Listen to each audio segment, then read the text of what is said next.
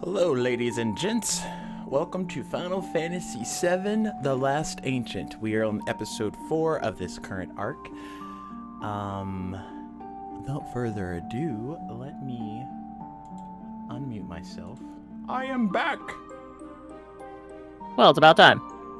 Is that like your catch line, Queen? Yeah. Okay. Just making sure. Either that or breaking them knees. Wow.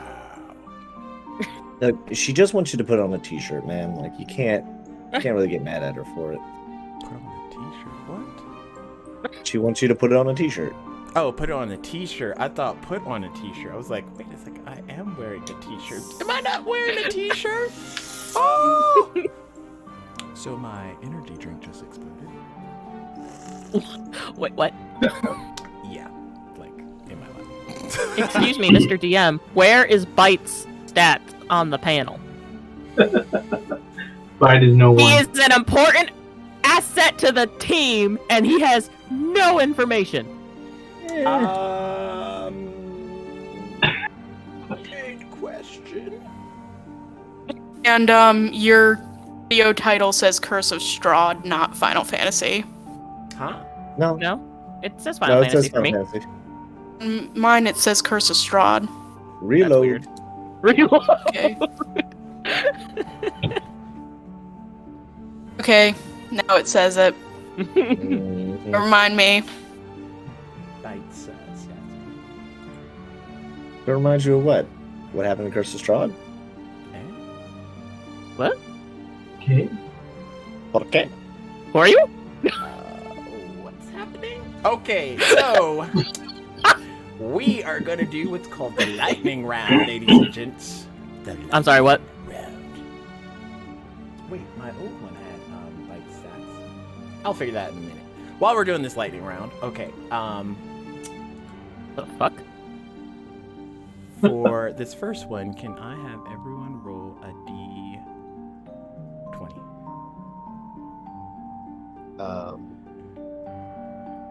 Okay. You just do \R and either 1d20 or \R space, sorry, obviously. d20, something of that nature.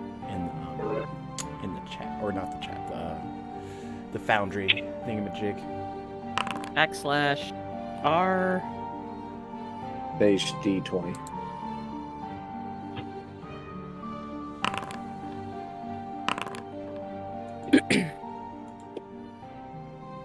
Okay, nothing below a 10. Okay, Bite. You rolled the highest, so you get the first question. In the last episode, who Oh, out shit. of the OG crew was introduced first? From OG crew members. From the Not last counting episode? Johnny. From just the last episode? Yes, just last episode. Vincent Valentine. Not good with trivia! Bite is going with Vincent Valentine. And the correct answer is, a drum roll, ladies and gents. That is correct. It is Vincent Valentine. You, sir, get a luck point. A luck point can be Oh, used boy. to re-roll any roll that you do not like, as well as challenge any roll for me that you do not like, specific. So, if I am rolling something against you, Bite, and you don't like it, you can use your luck point. Or you can use it on yourself, whichever. You cannot share luck points, Will just do. so we're aware. Next question. Ha! So, just for the heads up, Mel is using the restroom. So, Uh, yeah, I'm not gonna be here, ever. Actually, between John and Mel, who has higher dexterity? Oh, shit. They both rolled in the Probably me. Well, Lore I've rolled higher than us, though. Okay, Yeah, I I have was just like- 15 for dexterity. 16. Why is my alert box alert? It's because Brent D&D has subscribed for another tier 1 sub. How's it going, buddy? Hi, Brent! We're just doing some trivia here, Brent, trying to get some luck points, maybe some inspo. I mean, they are doing trivia. I am. I'm sorry, what? welcome to the shit show. Welcome Alright. to the shit show. Okay, while y'all are deciding who has the higher dex. I do. We established John this. I was has it. assuming. Oh, so you're gonna be last, Mel. No pressure. Question number 2, Lore. In the last episode, who did Tifa tell Bite he needs to get in contact with? Fee. You're going with Yuffie. The correct answer is... Yeah, it's Yuffie. I mean, y'all were there, so, you know. It's kind of hard to be like, oh no, it was that other person. You, my dear, get 2 inspo points. Inspiration points. Also known as Emporium points. Wait. No. Inspo. Yes. Inspo is an extra D6 that you can add to any of your rolls. And I imagine you do not want to add a D6 to any of my rolls. But you get 2 of them. Question number 3, John. Are you ready? Not at all. What's up? Bonus question. Why did John not wear a dress in episode 2? Because it wouldn't make fucking sense. No. I need from John's perspective. From John's perspective, Yes. From John's perspective, I think it wouldn't work. Like he's a 6-foot-something man with a handlebar mustache. Like that doesn't bode itself well to a man in a You dress. obviously have not been to the red light district after midnight, but Do we need to talk? Okay, and you were throwing judgment my way about stuff prior to the stream starting, and you're gonna fire back with that. Next question, please. wait. That was a bonus question. So your real question is, in the last episode.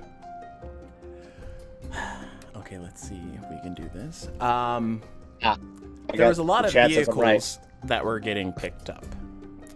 Who made it back to Johnny's bar first after picking up their vehicle? Made it back first?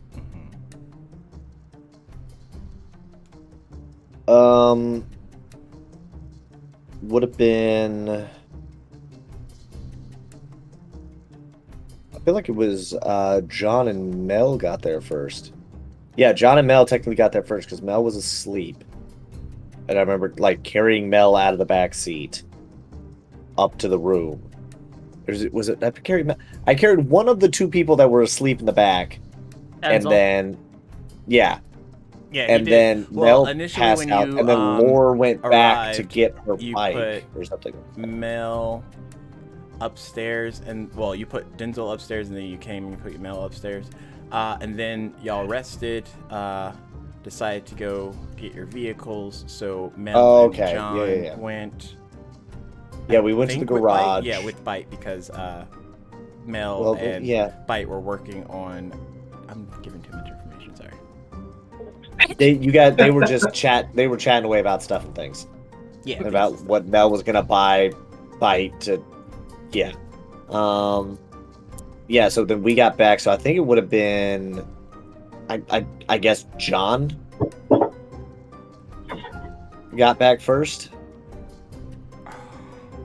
John is going with John. Yes, we're gonna go with John. Answer is. Yep, it was John. I'll give it to you, Captain. How dare you be accurate? Always bet on John. You said. Well, it was either going to be me or Mel. And I was like, one of the 2 of us. I got a 50-50 shot at this. I know Laura took a little bit longer because she had to go back and get her bike from, what's her name? Small child that's now normal adult. Marlene. Yep, there it is. Small child that's not an adult. I mean, she's like, I think she's 18. I don't know. I said she was the small child in the remake, and now she's an adult. So the child that is now an adult. I am not hearing you correctly today for some reason. My mind is translating your words in like a different form of comment.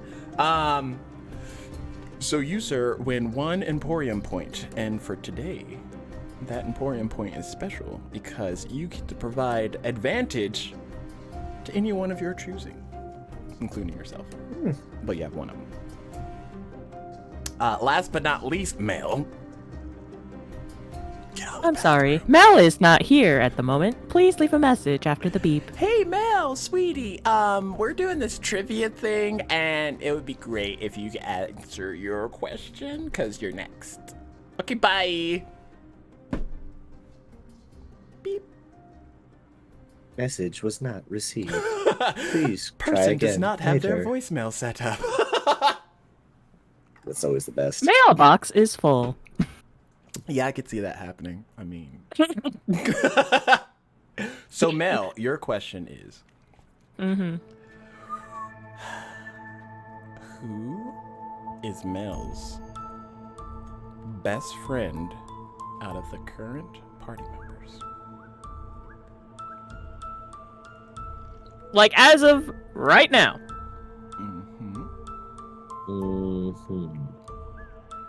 Bite. Now, free action reply bite. Is this reciprocated? It's inevitable. That's the word. See, John, this is what we want. This is what the fans want.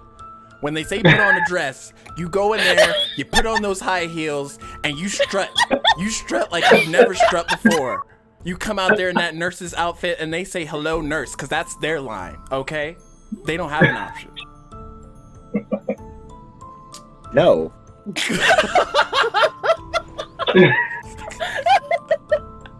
Just no. I refuse to play my character that way. I'm not being unreasonable. I'm not trying to be like, my character would John's totally like, I steal don't from wanna the wear a dress. party. What's wrong with not wanting to It's wear a like, dress? yeah, Everyone's like, just because. what are you talking about? It makes your calves look great.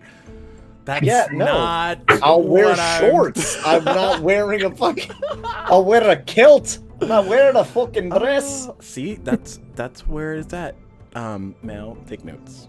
You just gotta get the man to kill. So you, At least Mel, then I could still wear armor. you win an infernal point.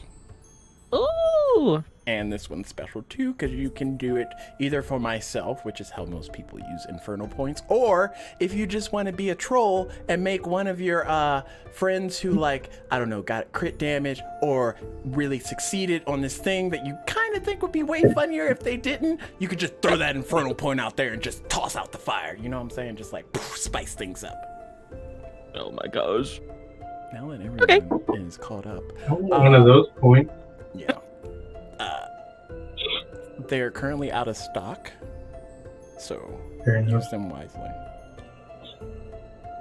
Y'all are like in the background, like, "Hey, you want to trade this? Y'all got any more I got- infernal points?" I was gonna say I've got. I don't even know what you said now. Welcome to my life. Well, it wasn't a luck. Wait, It was. I can't It was buy a. one. It wasn't a. I know it's not the luck. It's not the luck or the infernal. It's the other one. To like inspiration or what it was. Yeah, it was an inspiration die. That's what it was. What about it? Well, no, I was just like, yeah, I got an inspiration die. I'll run it. So that's a what? D4, D6. I think he said D6. D6, yes. Wait, you got the inspo?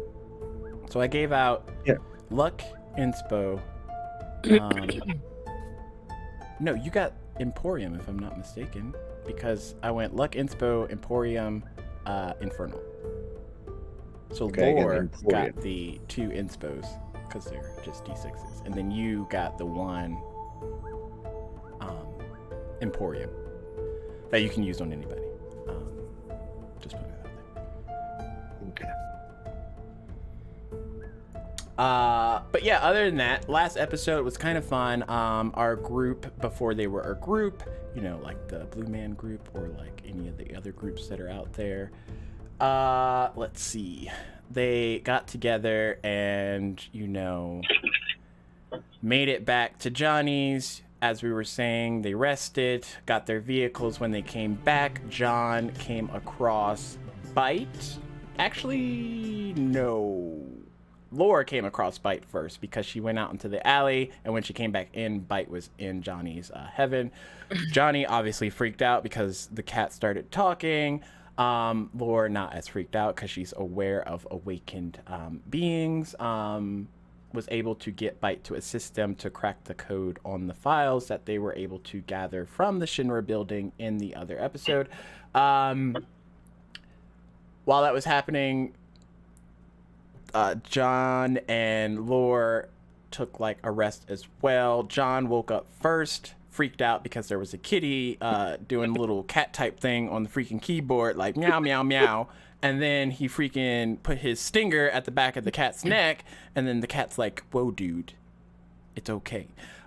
Which I don't know if a talking cat is going to make the situation any better. Anyways, before things got too out of hand and he got him to go away from the computer, Mel woke up, came downstairs, and like proceeded to smother the kitty to death with hugs and kisses. The group ended up reconvening, finding out that the information on the files indicated that there is still a living ancient on the planet somewhere, and that Shinra DNA was found from it, but I think they found out later. Anyways, before that happens, Vincent, doing as Vincent does, comes out of a shadow because that's like, you know, his call card. He convenes with the group, informs him that he was also at the Shinra building, goes to check on Denzel, informs Tifa. She comes over. They all have like a little powwow thingy-majig of informing each other what exactly is going on. Comes to the conclusion, Tifa tells Bite that she should contact, or that he should contact Yuffie, while she's going to try and get in contact with the other OG crew from Final Fantasy.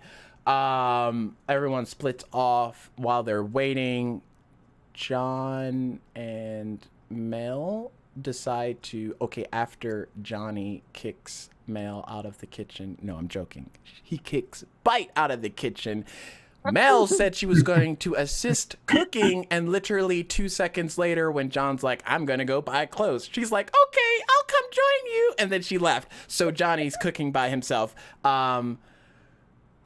Then Laura decided to follow along on her motorcycle. Bite decided it is in his best safety, as far as not being smothered, to ride with Lore, to which poor Ubu's proceeded to rummage from Mel's face. As they all head out into the area more in Edge City to head towards the mall. So that is where we are picking up currently. Any questions? Because I think that was like a basic premise, but that's more or less like what actually happened. Not really questions, but I'm not seeing the map on my screen. I'm in darkness. I'm in the dark here. Yeah. Same. Preload sheet.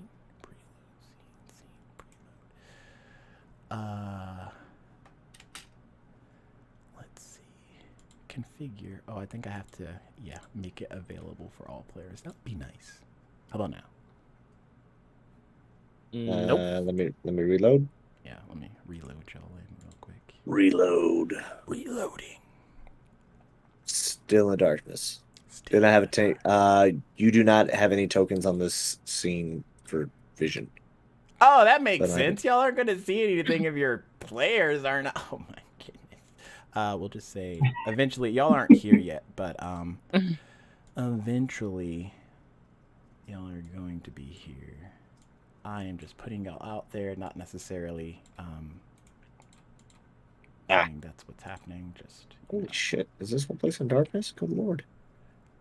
this is how it be sometimes. Feel free to rummage, because the scene's more or less just for background aesthetics than anything else right now.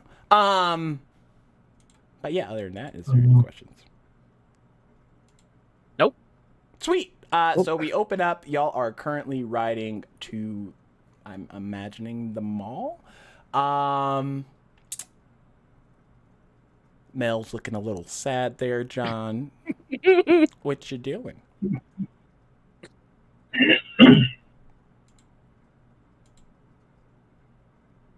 I'm not gonna lie, I had a full moment there where I had to remember what accent he used. It's like, What seems to be the Celtic. problem for you, lass? problem. Yeah. I don't think the kitty likes me. Priorities, people. Oh, first off, you realize that being awakened means that he's actually got a name. Well, yeah, I know his name is Bite, but he's still a kitty, and he's adorable. True, but at the same time, how would you feel if somebody just came around and was like, "Oh, the mechanic's such a bellend"? A I'd appreciate it. Bellend. Knob. Tallywhacker. Nothing? She kind of like tilts her head at him. Huh? A bit of a cock. Oh. Why He just didn't you smiles. say that to begin with? He shakes his head, just staring out at the road. Regardless, still, call him by his name. But anyway, I'm sure it's fine. It's just, I don't know. I feel like if he doesn't like anyone in this car, it's more than likely me. Yeah, you're probably right. Putting a knife to the back of his head probably wasn't the best. I'm sorry, you did what? Oh yeah, you weren't down there for that. Well, in my defense, I just saw a cat tapping away on a keyboard, wearing a tactical vest, so it kind of stands to reason that it might have been something not so good. So yeah, of course. John! She starts like whacking him in his arm, like, how could you try to hurt that poor innocent cat? John just kind of lifts his arm up a little bit to kind of like half block it, like not like full on trying to block, but just kind of doing that like, all right, stop it. Just that kind of movement. I can just see Laura just sees the truck kind of like swerving a bit in front of her. All right, new rule: don't hit the driver. Shit. No, You're hit one the of those driver while crazy driving. girls that like you're speeding down the highway, you're just like punching them in the face. What's wrong with you? Do you All right, want well, us to she both was very die? clear on like slapping my arm, not hitting me in the face. Like that Yeah, was. no. I don't But see yeah, much of a so difference. she's there a pretty big difference between those two. A slap on the arm versus a punch in the face. Very different vibes. Are you telling me Um, Mel wouldn't punch you in the face? I'm just saying in this Not scenario, while she we're described driving. it as not punching me in the face, therefore. Anyway, all right, I get it. It was not really an accident, but I didn't know, all right? We just left Shinra, all right? How would I know that they didn't send somebody to after us? And Kind of honestly, like probably folds did. her arms, raises a brow at him. Did you apologize to Bite? John kind of like scratches the plate on the side of his head a little bit. Honestly, I'm not sure. John continues to whack him in the arm. Oh my god. All right. He takes his arm and just kind of like pushes her to the side of the truck, like against the door. All right, that's about enough of that. What I say, don't hit the driver. When we get out of the truck, then you can do the whacking of the arm. But while we're driving, please. Last thing we want to do is get pulled over by Shinra. Something tells me they still wouldn't be necessarily pleased with us. And Mel kind of like, she still has her arms crossed, but she takes her hand and kind of like gives him the laser eyes. And then just looks out the window. Keep staring, darling. Although a photo would do it much better. Mm-hmm. So And then we just continue on driving. Yep. A couple of minutes pass, and y'all make it into the city. You find the Edge City Mall not too far off the beaten path. You all arrive in the garage area together. So, John, you pull up first, park, and then shortly you hear the approaching Laura on her motorcycle as she finds parking as well.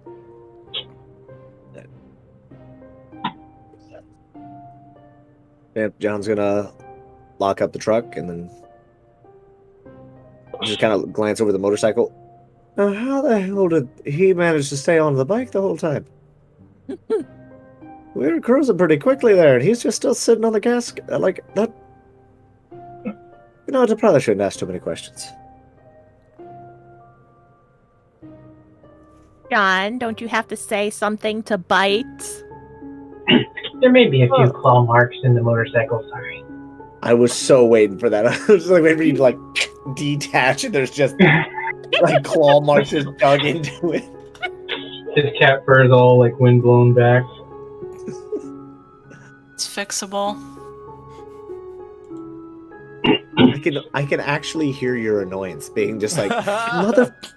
It's fixable. It's fixable. It's fixable. Damn cat's going in the truck next time.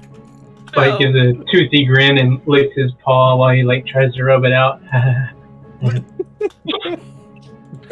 Oh, actually, yeah, there was.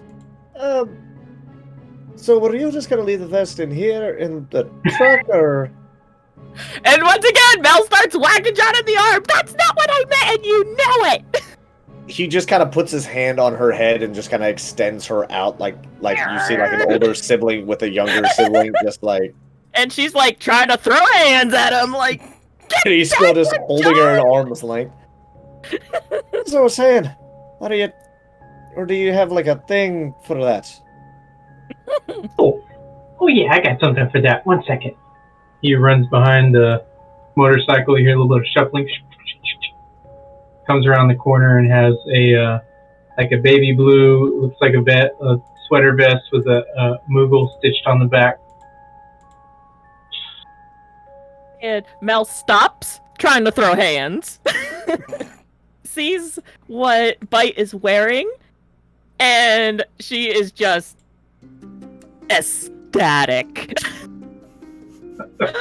Oh my gosh! And she goes over and picks Bite up and hugs him. You look even more cute!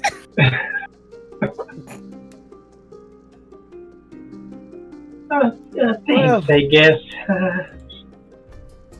Mel, you're smothering him. Oops. Sorry. Puts him down. Well, I was gonna say it's best in public if someone holds me because cats don't really follow. And she scoops him up again. You only gotta tell me half a sentence. She's just shaking her head. And Mel is just like cuddling by, like hearts are floating all around her, like with the uwu face. Bite has the grumpy cat face on for sure. Oh no. John's kind of like just examining his attire and like the blood that's kind of stained on it and like how it's kind of just torn up in places. All right, well, I'm definitely going to be needing some new attire. It probably wouldn't be a bad idea for us to gather up some supplies while we're at it.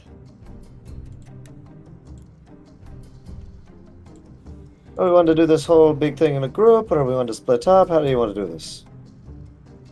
Well, once we get in the city, I need to meet up with a few people to get some word to Yuffie. So I guess we're splitting up? I think we should at least stay in groups of 2, because we don't know if Shinra's gonna come after us. They let us go too easy. Well, I have a feeling who Mel's going to take with her. Sorry, John, did you say something? Oof. Said I think I have a pretty good idea who you're going to be carrying around. And I know it ain't going to be me. I mean, we don't need to split up. I would just take a minute.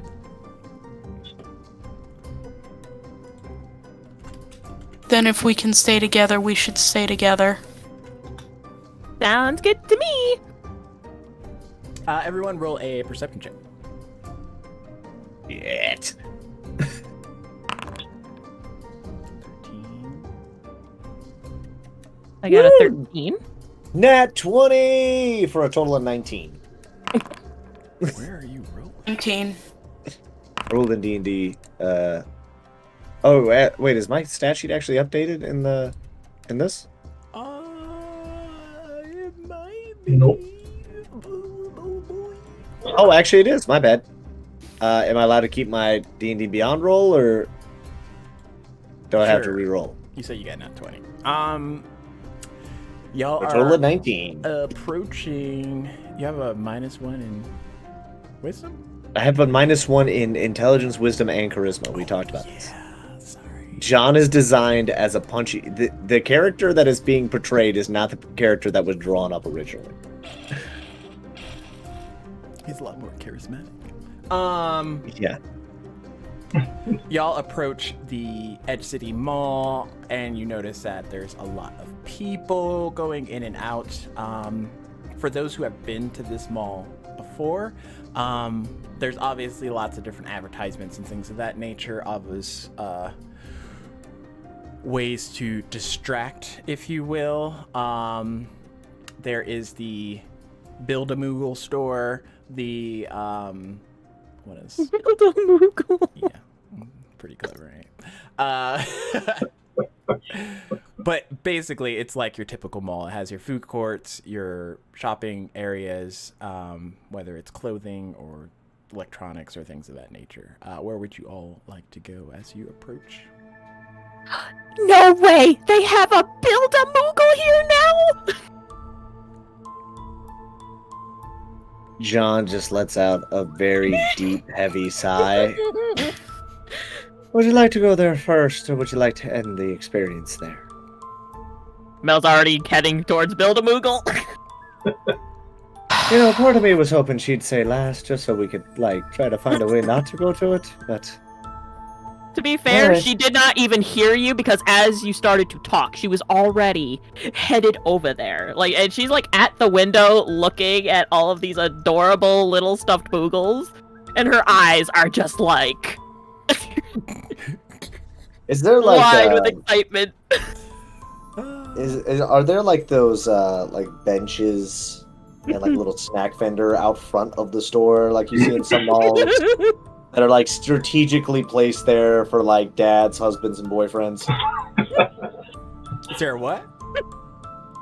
Basically, he's asking if there's like a snack vendor and bench in front of this That, store. like, John can Oh, just yeah, sit at like, out front of while... Periodically placed in convenient areas. You notice that there are, yes. Yeah. So John goes and picks himself some fire flakes and sits down and starts munching on those. Bite is gonna Fire flakes.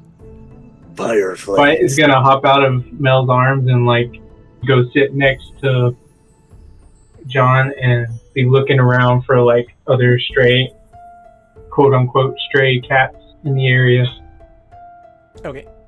to give a message to them. John tries to hand bite a fire flake. Do you eat things? Like, he's like trying to like talk without actually making it so that way Bite has to respond with words. Like, do you eat fire flakes? Like, Yeah, let me try one. Roll a Constitution saving throw.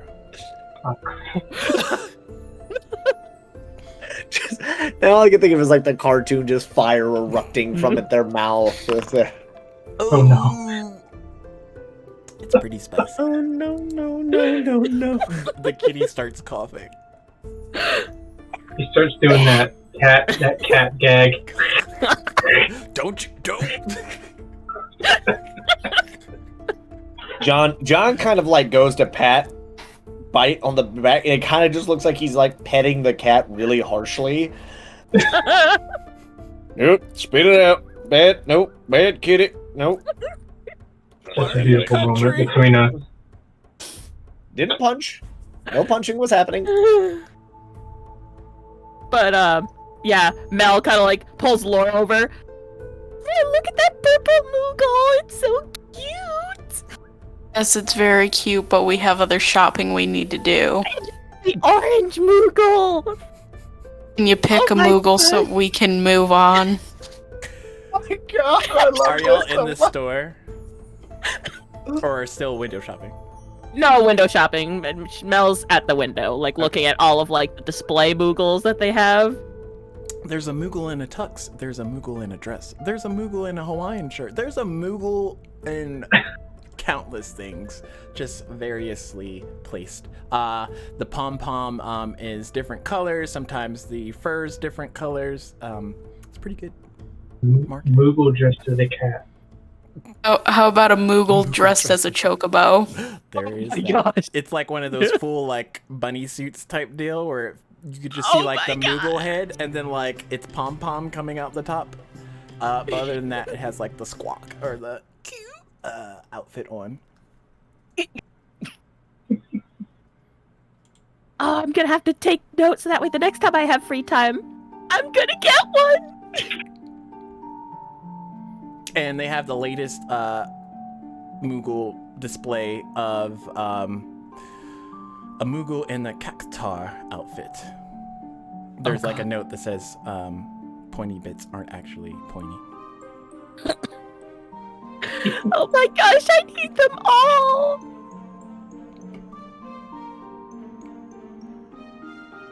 Okay, I'm ready to go now. All right, let's go. So You turn two around ladies as make it John back is- over. John is still patting.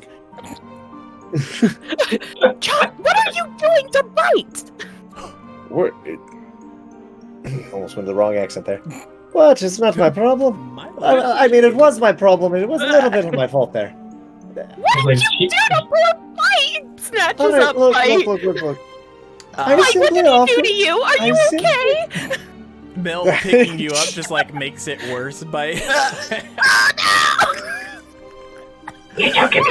You're choking it's me. like putting air on fire and it just like exasperates. Just see Cheeto dust all over his fur.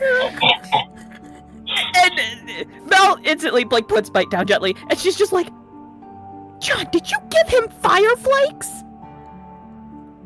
Oh, of course not. I gave him a fire flake. What's the difference, John? Well, you said fire flakes, meaning I gave him a bunch. No, I simply gave him the one. And back to him hitting his arm again, throwing hands. He kinda, like, holds the fire flakes up higher. Like, hey, easy. I To paid be fair, Gil? I ate it myself. Oh my gosh, you poor thing. Let me see if I can find some milk for you. Just, I don't think milk. I go over and it's Gil, right? That's the currency. Yeah. Am I crazy? I get a little bottle of water from the vendor who was selling the hot flakes, because I imagine he's also selling water for those who believe they can eat fire flakes and not die, and then proceed to start to die. I just give the bottle to Mel. Here, give him this. It's not a big deal. Doesn't milk actually help with spicy stuff? Bro, but I think it's more of just he needs to clear his airways. Bite Here sees the you go, water Bite. and frantically grabs it. While you're discussing it, like John's extending the water bottle out to Mel to grab, and like you see just like Bite like reaching for it, and Mel's like, "Isn't milk better for?" I can see John like talking with it, and it's just like you can see like the bottle like starting to like sweat because it's so cold, and like it's just water's dripping in a very like It's just like Zack Snyder, just cinematic slow motion for no reason sort of way. Oh my I'm just gosh. sitting under that drop, waiting for it to land in my mouth, just waiting. Mel finally snatches the bottle and hands it to Bite. Here you go, Bite. I nudge Mel. I don't know if the cat can quite drink it themselves. Right. I grab the bottle with my two hands and drink it. John just put like face palm so hard his hand almost goes through his face. Oh man. Older lady comes by and she's like, "Oh, what a cute little! Oh my goodness! Oh, that's not a child." And she just like scampers off. Oh. Hey After there, you finish, Bite. Do you mind doing me a favor? Yeah. Fucking be a cat. Well, if a Oh, certain right, yeah. someone didn't Meow. feed him a fire flake. First off, the little bastard didn't have to eat the fucking fire flake. Secondly, Don't be getting mad at me that the little guy couldn't handle a single fire flake. And by the way, it wasn't even one that had a lot of fire on it. I made sure to scrape a bit of it off into the bag. Alright, so let's not get in here like I'm the offered bad him guy. the fire flake. I just see As these I- two going back and forth, and everyone is just looking at him like, "What the fuck?" Can Bite I do not have Can the Bite- time nor the energy for this right now. can Bite walk over to the bag of fire flakes and pee on it and be like, I'm being a cat? No, I have them in my hand. Fuck off with that noise. Trying to ruin my food. I paid good gill for this. And Laura's just watching these two fight, and she just picks up Bite, and she just starts walking away. Mel notices, Laura, where are you going? Follows after. Shopping. So John's just shaking his Love head as this he's group. John's just shaking his head as he's slowly walking down, like trailing behind the group, just like knowing exactly that he needs to go to like 1, maybe 2 stores, but is fully prepared to have to make 17 pit stops on the way to that 1 to 2 set stores. What kind of shops are you looking out for there, Lore? She's looking for somewhere to get more bullets. Okay. What about the rest of yous?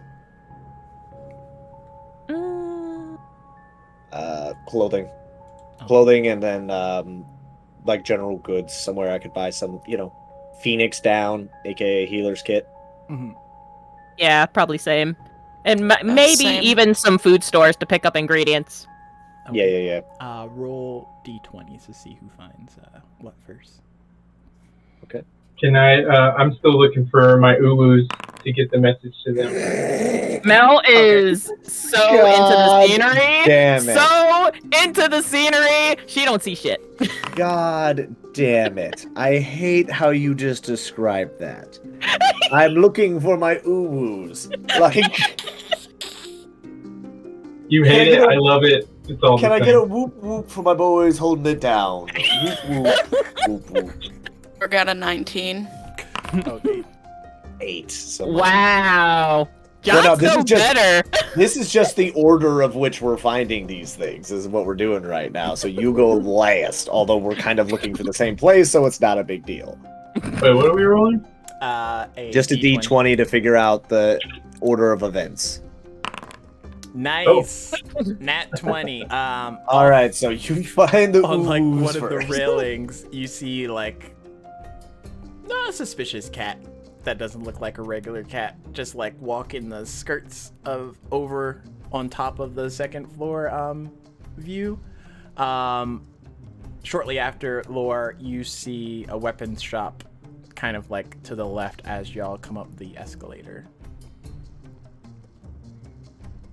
So Laura's gonna head to the weapon shop.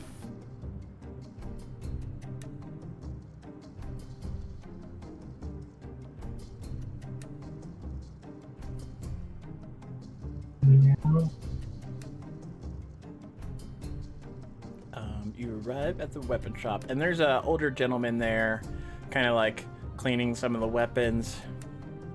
Good morning. Good morning. Or afternoon, sorry. Can I help you? I need bullets. What kind of bullets? Regular bullets? Normal bullets? Yes. Giant bullets? Extra Healer large? bullets. Oh, okay. How many would you like? They are currently selling for 250 for a container of 100. Yep.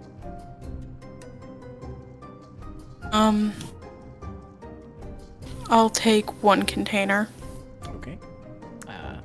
Takes the gill, reaches down and grabs a pack of regular standard issued bullets and like pushes them out to you. Thank you. No problem. Come again.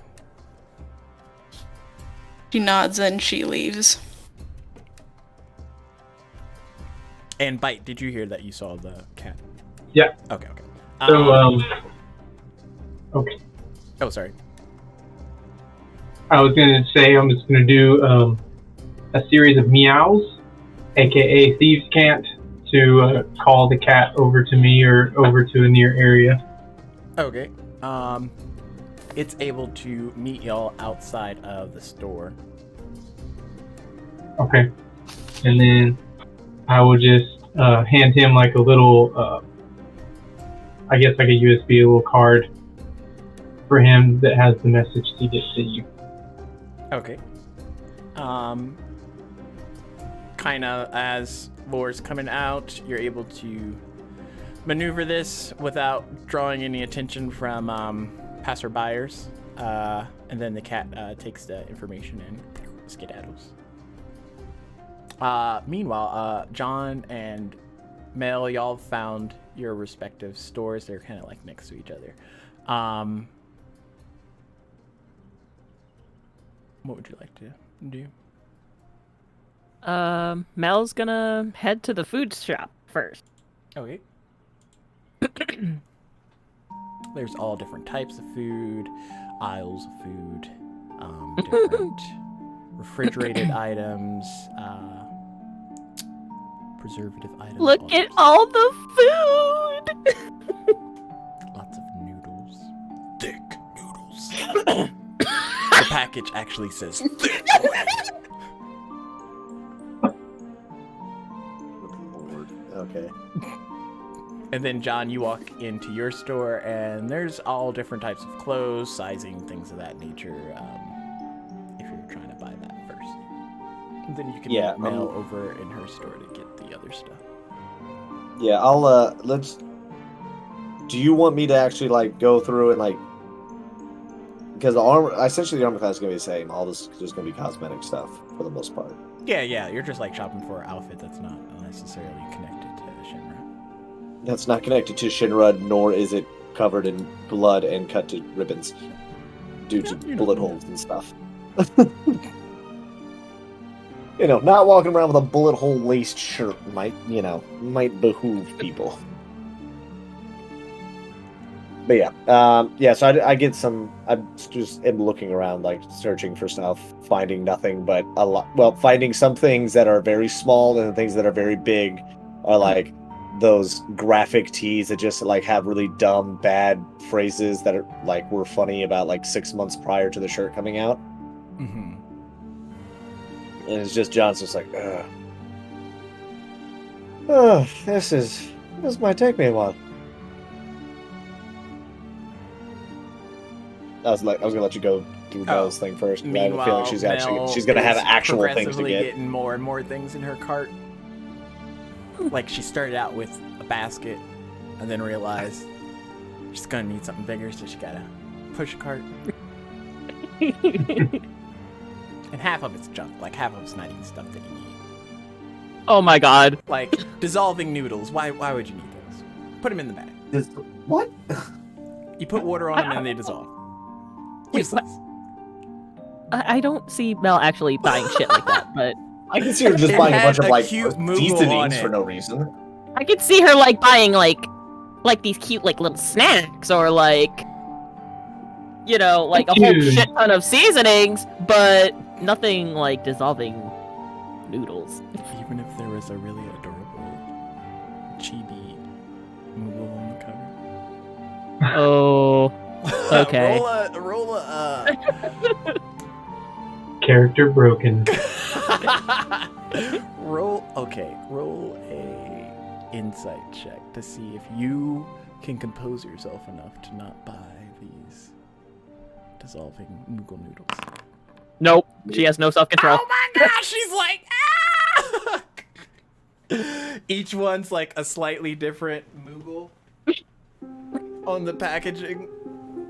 They've got like a collector's thing, like they come with a special card, and there's like 6 cards you can collect. Oh my gosh. Yeah, she yep. Puts them in the cart.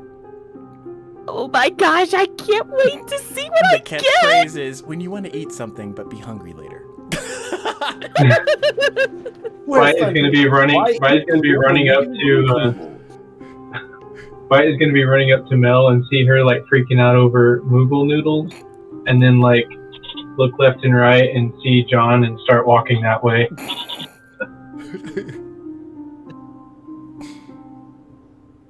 By the end of Mel's little like food shopping spree, yeah, she's got like, you know, vegetables. She's got noodles. She's got some slabs of meat, and a whole bunch of Moogle noodles. Nice. Just Lord, did like- you Like, you know how like the ramen noodles are? That's how I imagine these are with the things. Just like the Mhm. bricks of Moogle noodles. With like little Moogle fish cakes. Lord, did you go meet up with Mel or John?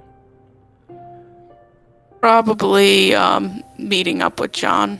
Okay. The two of you arrived to him not too soon after.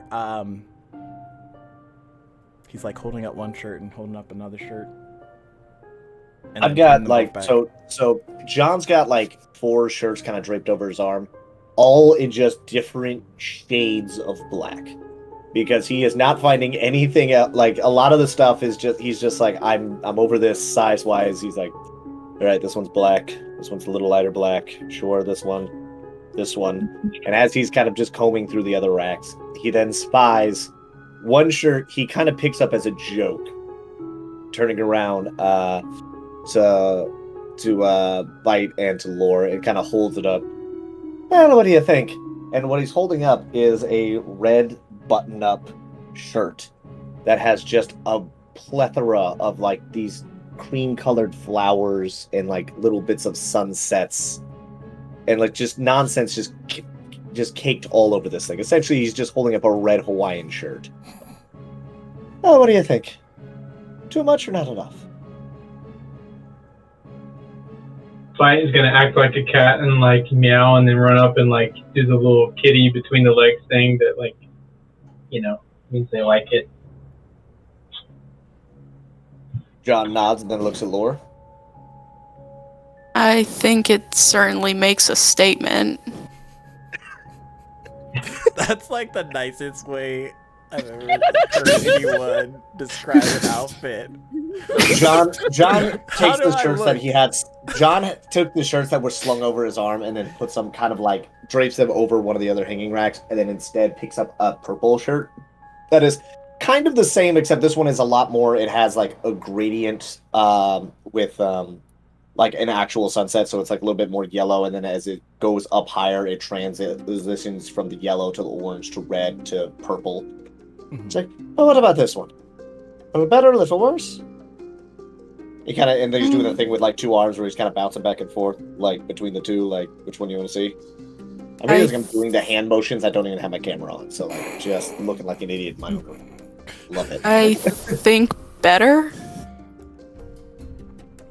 All right. Yeah. And like now John is like just bouncing between all these shirts, like wondering which one to grab here, because now he's just in it. Because now he's like, this could just be a funny bit to see how mad he can make Laura, or to see if Laura can find one that's like, she just is like, that is god awful. Why? And so he just starts grabbing them, you know, a yellow one, a blue one, a black one with like these very colorful parrots, or whatever the equivalent to Final Fantasy parrots are. If they are parrots, then it's parrots. A pink one that has white coconuts and flamingos on it. Like he just starts like picking up all these shirts and kind of doing the same thing of like, number 1, number 2, number 1 or number 2, number 1 or number 2. Honestly, I think they're both awful. Both awful. All right, we're gonna put that one in the cart. And you realize he doesn't have a cart, so he just drapes it over his arm. All right. He has like a stack of probably about 5 of these shirts now, just over his arm. Oh. And he's like, Fight is gonna try and find a a child size that matches John. John is to Laura. Oh, I really do appreciate you helping me out here. But it's not an assigned uniform. It's kind of a little difficult for me to really tell really what the hell to wear. I don't know how well I'm going to transition to the civilian life, but Obviously, I'm glad you're here to help. Oh, that's what partners are for. How are you doing, by the way? With the whole Manage Reno and all that. No, that couldn't have been good for you. I'll deal with it. Don't have much choice. John kind of cocks an eyebrow at her. That's all you got. You're just gonna deal with it. Lord, Yep. it's me here. It's Johnny. You don't have to play hard. You don't have to put the walls up around me, darling. Reno is a difficult place. Alright, well, just know that when you're ready to talk, I'll always be here to listen, alright? No. Now then, how about we find something for you that looks less... He kind of glances her up and down. Tactical.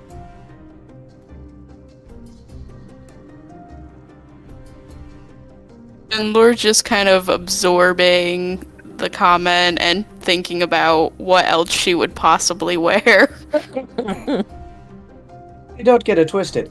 You pull off the badass look very, very well. I'm just saying. You don't have to anymore if you don't want to. But if you want to keep with the cargo pants, then by all means, my dear, live your best life. Practical, tactical. Practical, tactical. John's then gonna kind of start moseying over to like the pants section and just kind of like grabbing a few other things. As The that pants are gonna be a lot more tame. That's not gonna be a do I go with the pajama pants or do I go with the ranger panties? The short shorts? Or do I go with no? Like those are just gonna be like pants. Okay. As we transition over to Mel, quick shout out to DM Chris Solo for the raid. Thanks, buddy. Mel, you are at the checkout area for the food. Person's like, scanning your items. Beep, beep, beep. Gets to like the noodles and sees like the quantity of them. Roughly how many is cashier? We'll go with 10. Okay. So the first one, Wait, 10 individual or 10 packs? Because you made it sound like you were getting like the packs. I would imagine individual, like the individual packs, like the two gill ones, Okay, see, when I'm hearing packs, I'm thinking of like the 6-pack of ramen noodles that you get. And so I thought you meant like she just bought 60 things of these noodles. Like, good lord. Such a waste of money. Well, I know. I mean, if you want to drink your noodles, this is how you drink your noodles. They dissolve, and then you get all of the nutrition The of noodle juice minus the noodles. That's a thing. When you just want the noodle, just the flavor of it. Well, that's the thing. It's like when you don't have time to eat noodles, have dissolving noodles. That's like reverse Go-Gurt. It's like not even the product anymore. You're just like, this is flavored water. Look, you made these products. You put this bastardized thing into the universe. Don't look at us like we're the crazy people. I'm saying like Fire Flakes.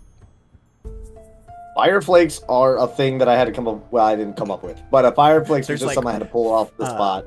Viagra flakes that are like more spicy. Viagra. Probably. Look, I just went Avatar with it. I was like, what is something that's not churros or like peanuts that I could get here? Fire Flakes, that'll work. And then realized that's Avatar, not Final Fantasy. And I was like, you know what? Send it. That's what we got. I'm totally gonna find Viagra for Sean. Just like, But yeah, because those are the extra spicy ones. yeah. Well, I think those And are you like couldn't even the handle the top mild level spice. Yeah. What ghost pepper spice would be. Ultra spicy.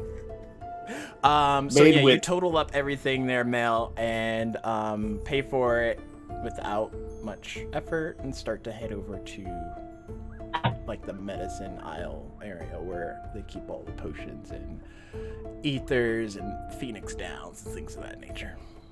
Mm-hmm. Yeah, right. And how much are the potions and the Phoenix Downs going for? Let me look that up real quick. While she's doing that, Lore, Yeah, are John, and Bite make a perception check in your store. Okay. Real quick question. So, there's just gil in this world, right? Like it's all Yeah. just one currency. Yeah. So, are we just treating gold as gil and just Yeah. like? Okay, I wasn't sure if we were gonna treat like copper as gil, and we were just gonna be like, all right, cool. Oh, Like, that's way too much. Well, how does it catch drop? I didn't think about that. Very carefully.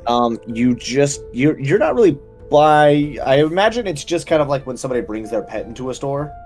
Like you're just kind of there and like sniffing at things occasionally and meowing at things that you find interesting. Okay. How would John react if I climbed up onto his shoulder? He's big, right? I mean, yeah, I'm about 6 foot something. Did I say 6'7"? 6'3", 6'3", 6'3". Sorry, I got too many characters. I got too many tall characters. I'm gonna start making some short people. 6'3". Phoenix Downs are like 500 gil. Okay. Let's see. Yeah, that's how we always feel when we're first starting out in Final Fantasy, and it's like, I don't want to die, but this shit's expensive. You don't even have money. Oh wait, And what about the potions of healing? They're only like 100.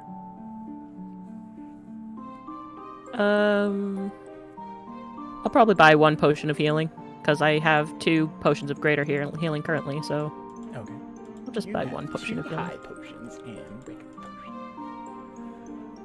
Okie dokes. What was those perception checks? 7 and 13. Oh, I didn't even roll one. My bad. Rolling now. 10. So Lore, when y'all are going over to pick out clothes for you, you kind of like glance over to your left and you see Reno and Rude looking at suits and like Oh, for fuck's sake. trying to figure out which suit to get. Although meta, they all look the same, like literally. Are they literally Oh just my like are they God. essentially doing what John did, but it's just like a white shirt and a slightly whiter white shirt? Yeah, except Rude standing there, not saying anything as Reno is showing him multiple shirts that look exactly the same. Oh, I imagine it's the same thing. Like, I'm where Rito is, and Laura is doing exactly what fucking Rue did, which is she just, like... What do I need to say to speed this along? Like, what words need to leave my mouth for you to just move on to the next song? Huh? Anyway, yeah, sorry. Rude doesn't answer. He just twitches his eyebrows. Is he still wearing sunglasses indoors? I don't think he ever takes the sunglasses off. If Rude has his Mm-hmm. sunglasses on, That he says does- all you need to know about Rude. All I'm saying, sports fans. Or Dungeoners, or whatever Judgy DM calls He y'all. has light sensitivity. No, he doesn't. He just wears. No, he doesn't. Fucking- He's trying to be like the Blues Brothers, or like, just like a cool guy who always wears Blues Brothers sunglasses. reference. Oh. Oh, excuse me if it works. Blues Brothers minus the blues. Yeah, but Laura's gonna notice them, and I think she's going to decide she probably doesn't want to do any shopping anymore. So you watch as like Laura just puts everything back on the shelf and starts like walking out of the store. John just kind of looks there. Where are you going? Laura goes back. She points to Reno and Rude Like deliberately points or like subtly points? subtly. Tears go back. John glances over and then just kind of closes his eyes for a moment. He's like, all the fucking stores and all the fucking. Okay. John immediately picks up like a hat off the thing, like one of those like a straw, not a fedora. It's like a straw hat, but not a fedora hat. You know what I'm talking about? The one that's more Like a straw fedora? Skipper 2 type, or Kind of like a beach fedora? Yeah, not a beach fedora. Kind of like just envision like a fishing hat, essentially, like a straw fishing hat, if that makes sense. Like a boonie hat, if that I think that's whatever. Yeah, that one. So he picks up one and kind of like puts that on his head to kind of like hope that they don't recognize his shiny metal plate. All right, well, I think it's about time we get out of here. Don't you think? Yes, you are. Yes. I think it's about time we get out of here, don't you think? Yeah, Fight's gonna grab would be sunglasses off wise. the same rack and put them on. nice.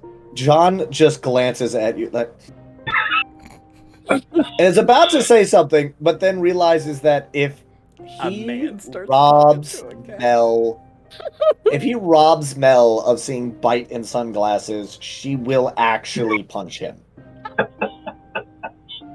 You know what? I don't even care. Let's like John just starts making his way to the register, like to buy his stuff and just get the hell out of there quick. And Lore's just gonna kind of keep an eye out, hoping that Reno and Rude don't notice them. John does grab all the stuff that Lore had set down. Like, whoop. Okay, so you go and pay. You make it out without any confrontation, and then you bump into Mel in the store next as she's shopping. Just now, like, collecting up potions and stuff for the rest of her shopping. She already has, like, bags of food. Just like, you know when you're like, I'm only going to make one trip from the car to the house. Yeah. She's got, like, that many bags. But they're all like in one hand as she's like grabbing some potions and stuff. I'm like, This is a perfect opportunity to jump into her arms. oh no! Make a dexterity save and throw there, hunty. All right. No, I'm not gonna do that. I don't want to cause a scene.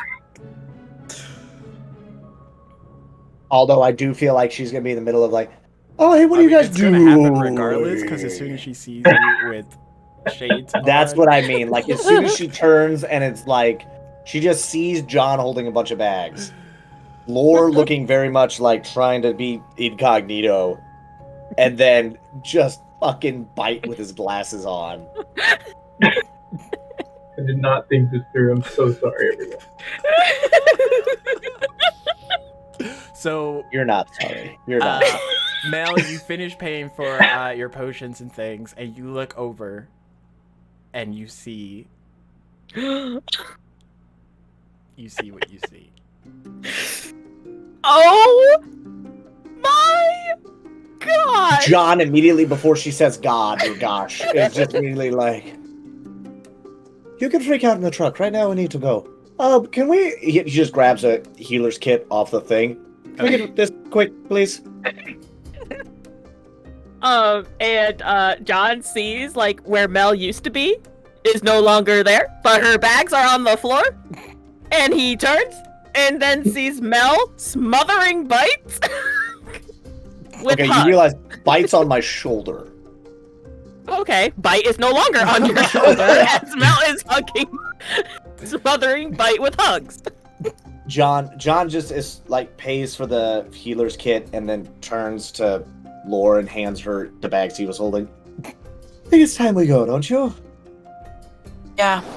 He scoops up the bags of all the grocery shopping, and then like For a just second there, I thought John was gonna be like the husband that's just like holding all the shopping bags and holding all the food bags and well, just like the way you describe the food bags, I'm like, I'm not gonna be carrying all of the bags. And so I hand off the shopping bags and grab the food bags, and then like I kind of nudge Mel with my shoulder to just kind of start walking. Like, Hey, what gives? Reno and Okay. Rude are in that store over there. We need to get going. Oh. Yeah, we should probably go. so y'all come Can't out the store. imagine. Sorry. Can't imagine they'd be too happy to see us after we kicked their butts. Yeah, and I'll be glad to kick their butts again, she says with a smirk. John is looking at him. It's real easy when they're not the ones punching you. Anyway, at the end of the day, I'd rather not get into a scuffle here because he kind of glances around. There's still, like Shinra security in certain places. Something tells me we're not going to be able to bargain our way out of it twice. All right. Hurry up. Let's go then. As she is holding nothing but the cat.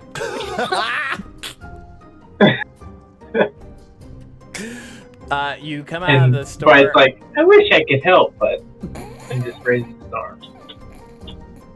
Instead of the left to the other store that y'all came out, y'all make a right and go the long way out of the mall.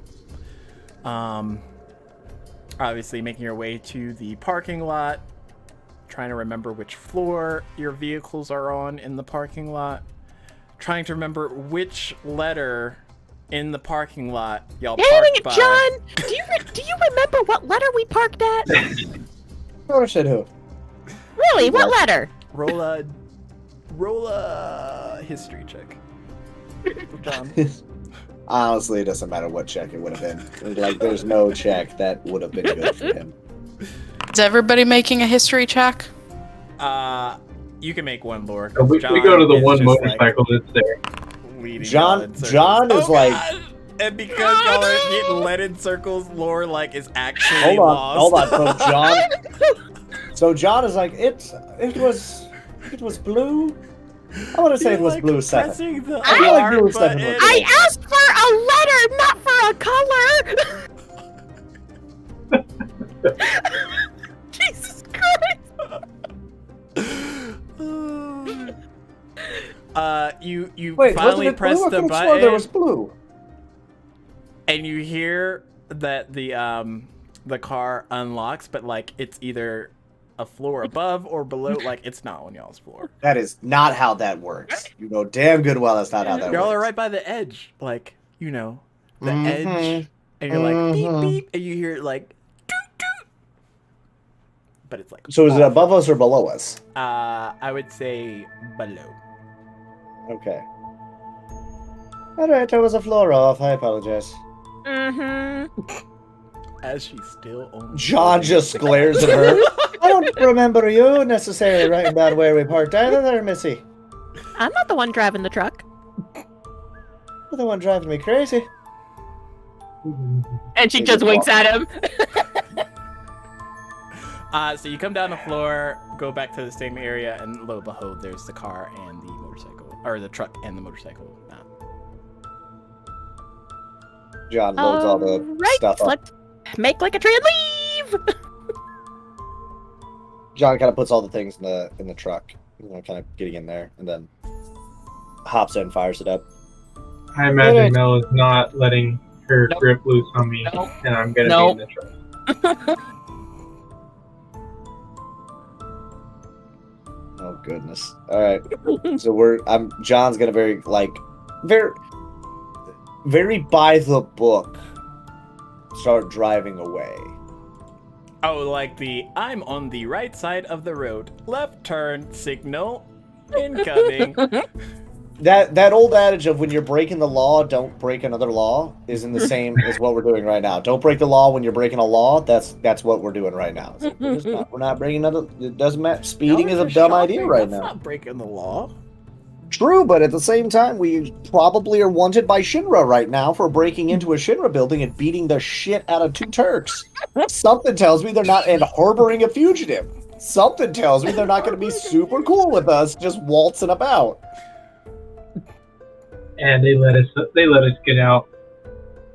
They let us out. We discussed this. That was a one-off that is probably not going to happen again unless we threaten mainline characters. What? Anyway, we're driving along. We're heading back to Johnny's. No, John, did you ever apologize to Bite? Oh. Huh.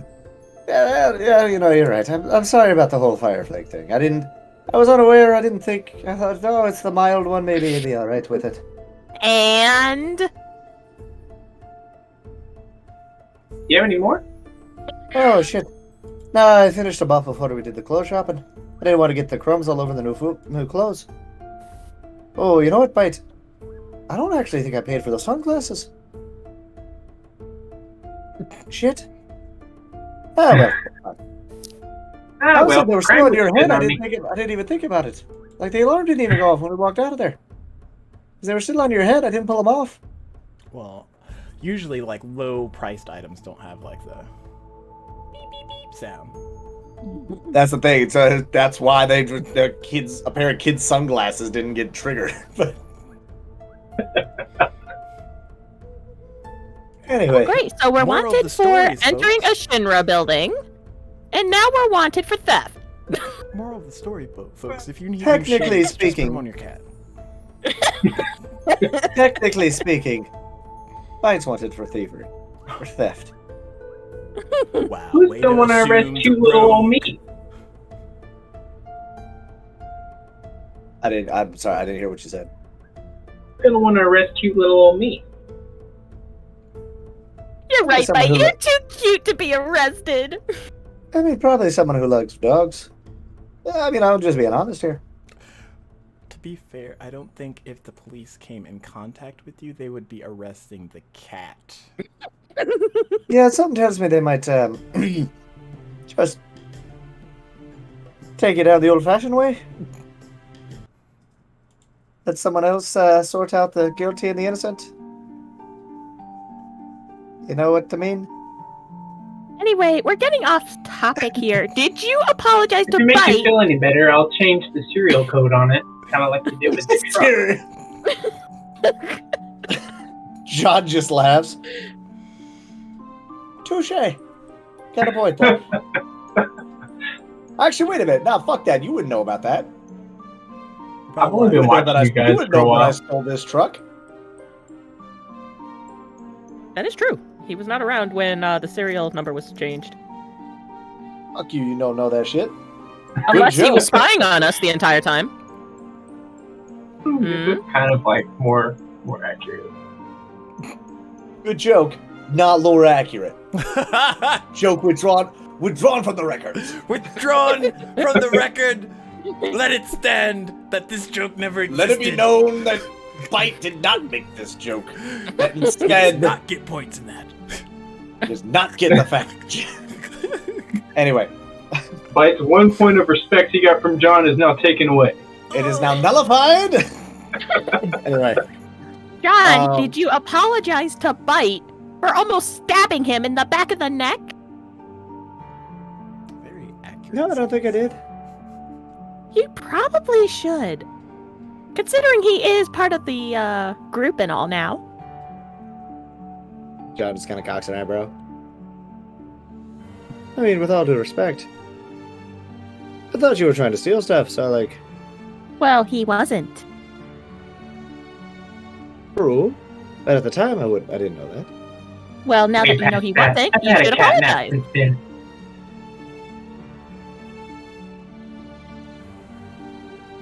He's just still looking out on the road. Dang it, John! Starts whacking his arm again. John once again just like puts his hand on her shoulder and pushes her to the other side of the truck. What did we say about hitting the driver? Why? Why don't you stop being a jerk and apologize to Bite? Why is this scene Right, I replaying? apologize for us. Except now, John, I apologize. there's just Yeah, a bite. now, in now her there's hand. just a cat in the middle. It's the same scene. I know. I imagine Bite is just sitting in between us. Bite, I apologize for almost stabbing you in the neck when I thought you were a threat. Now I realize you're not a threat, and I shouldn't try to stab you. There, was that so difficult? Actually, the scene's even better because when she's like punching John's arm, Bite's like her hype man, and he's like, yeah. And then he pushes Mel, and then he's like back in her lap. Yeah, come on, let me have it. I feel so bad for Lauren. Like Laura's Laura's just seeing watching this. the truck swerve back and forth.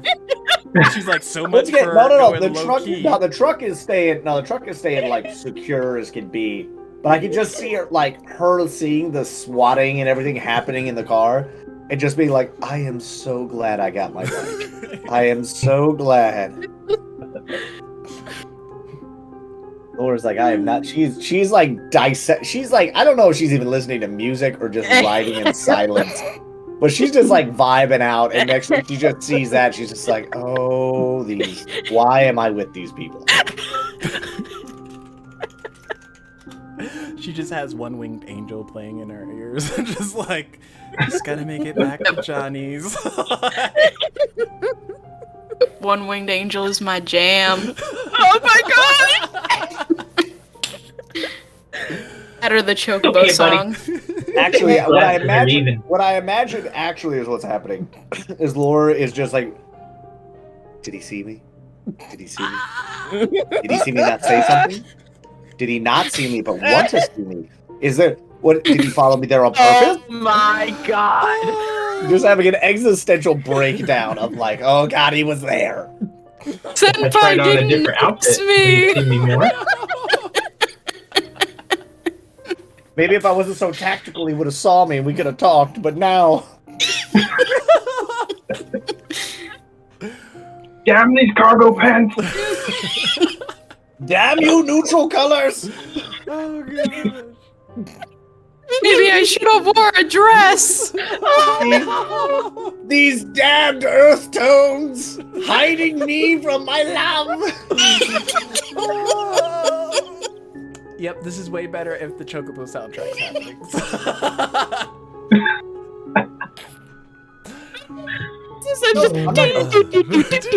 And like you look up ahead and like Bites being the Ant-Man for Bill. And, like you see like pondering thoughts for her. So y'all make it back to Johnny's, you know, without a hitch. And Park start to get all the stuff inside. Johnny's made pretty decent meals. Smells nice. Some of the locals are starting to come in, like the usuals, as he's serving them drinks, and he has the food going on in the back. And everyone's like, "Oh, Johnny, what you got cooking?" He's like, "That's not for you. It's for Mel, my friends." And we're just gonna go up to the bar, and she's just gonna be like, Johnny, I need a drink. Oh, sure thing. You know, I haven't really picked out your drink type yet. What would you like? Give me the strongest of whatever you got. Oh gosh! Okay, top shelf it is, and he like grabs one of the drinks and starts making one. Slides it over. It's kind of like a really fine dry martini, and has a couple of olives picked, and slides it over to you. How much do I owe you for it? It's on the bar, my dear. Hey, You. Johnny! Mel, baby. What do you want? Oh, the other one. Yeah, of course it's me. She Not said you, Johnny. John! Besides, when has anyone said Johnny like that to you? And then he like quickly starts cleaning the glass, not making eye contact. He stops. Like John is about to fire off a mom joke at him, but is like, you know what? He's kind of let me. We're not having to pay for shit right now, so I'm gonna hold that in. He lets it slide. He lets it ride. Down drinks it is. That was the thing. It was just like, he might start charging us for rooms here if I fire off with some of these. It's But like you just kind kind of of hop like up on the counter. holsters. Stare He at Johnny. holsters that mom joke. He holsters the mom joke. Johnny looks at Bite. I know what you want, and he goes over to the fridge, makes him a bowl of milk, and slides it in front of Bite. I was really hoping. You said there are regulars here right now, so I still have to act like a cat, right? Or I should still act like Yeah. a cat. So, Johnny, what did you make for dinner? Oh, let's see. I have. And he goes around and comes back. He sets this pot next to Bite over to the side on like a mat. And you see like the thickest of noodles steaming. As he like starts ladling different bowls of food. And everyone's like salivating from the usuals. They're like, oh, that looks so good. Ah, not for you. This is for my friends. Fight's gonna turn and hiss. You just hiss at thick noodles. No, I hiss at the patrons trying to get our food. Got it. Oh. And they all just like go back to drinking their beer and whatnot. All right. Mel's gonna try this dish that Johnny made.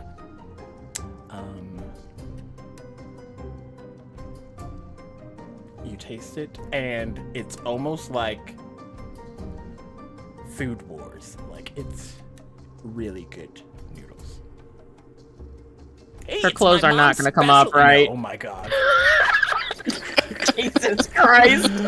We're not that kind of I'm show. sorry. Did I miss something? You haven't What? seen Food Wars, I take You it. need to watch Food Wars. Oh, well, never mind. It's an anime. Got it. Okay. Yeah, that's all you gotta say. I'm not gonna lie. Yep. I was expecting some like, yeah, just a Netflix cooking show called Food Wars. Like, Oh no.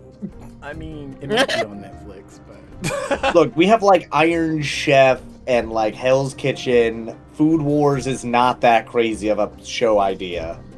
That is gonna Turn be it kicked into off an Netflix. anime, and it's crazy. yeah. Okay. It seems it'll knock your socks off. Ba-da-ba-ba-da-bum. Okay. Yeah, I know. I have a feeling. In the based show, off of this. folks. So yeah, it's really good.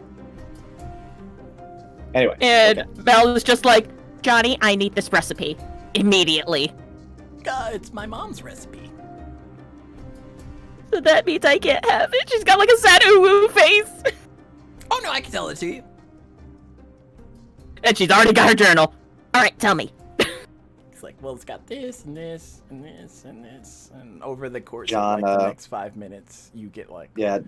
John goes over there and he like takes a spoonful of it and he's like, real good. Reaches for salt. Not. just like dagger Touch eyes. that. Johnny Or like is slaps just- the salt out of your hand. What are you doing? And Laura's just drinking her drink and rubbing her forehead right now because she's got a headache.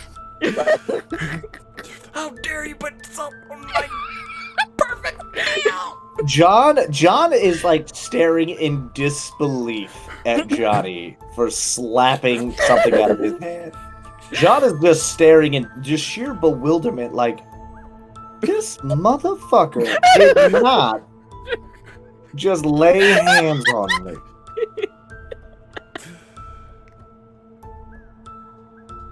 I think he's starting to pick up the attitude from Mel. We have a problem here, Johnny. Yeah, you tried putting salt in perfectly good food. Oh yeah. He glances at Mel. Johnny, we have a problem here. No. And Mel's like, I don't know, Johnny, do we have a problem? No. He's like frantically John looking reaches- back between Johnny John and Mel. reaches. John picks up the salt and the pepper this time, like both shakers in one hand. With all due respect, if I want to add a touch of pepper or a touch of salt to a dish, it's my goddamn prerogative, isn't it? No, I it's don't not, need. because it doesn't need it.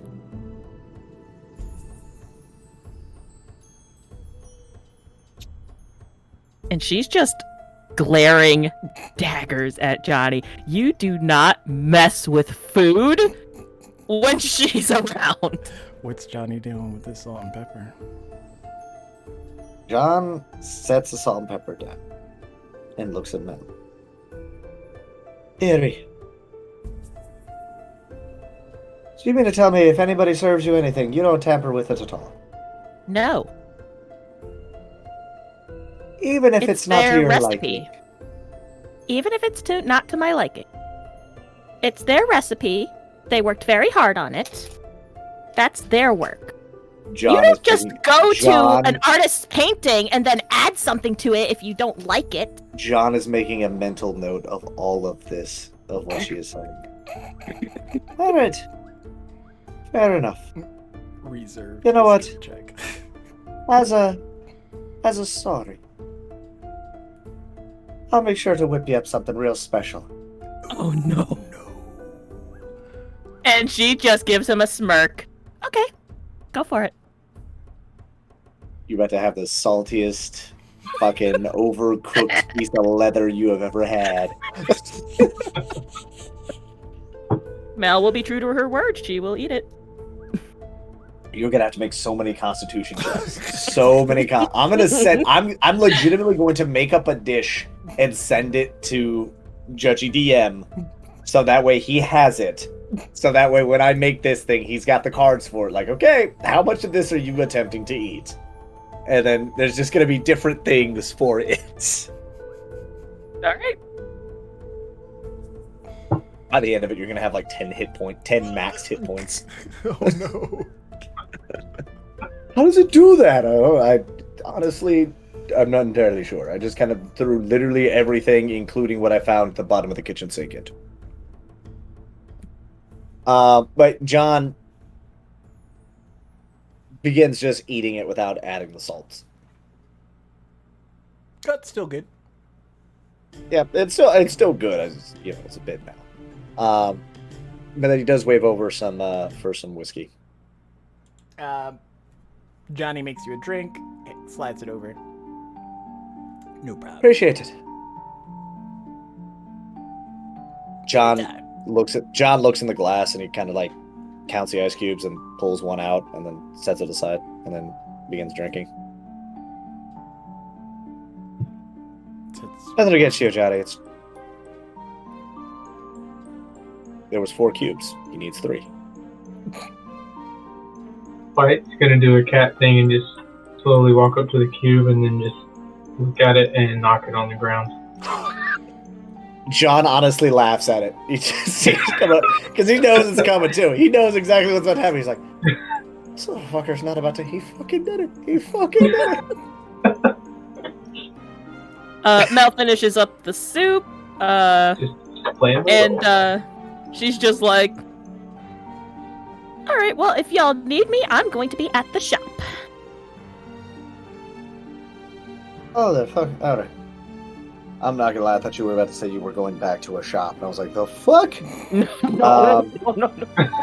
We brought in all our stuff already, right? Yeah. Okay. So yeah, John's gonna go back into the kitchen area and start kind of like helping stash the food and stuff away, helping Johnny out up front, just so that way Johnny doesn't have to do it all. Johnny goes over to Mel before she leaves. He's like, "Here you go, Mel." What's this? And he hands you like a pouch.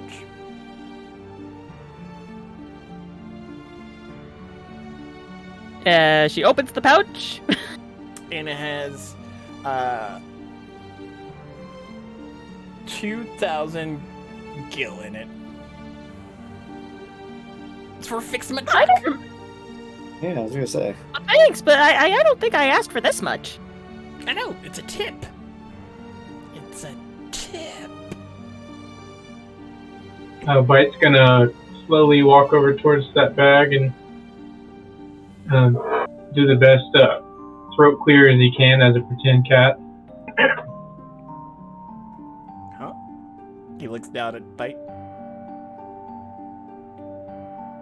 Then looks back at Mel.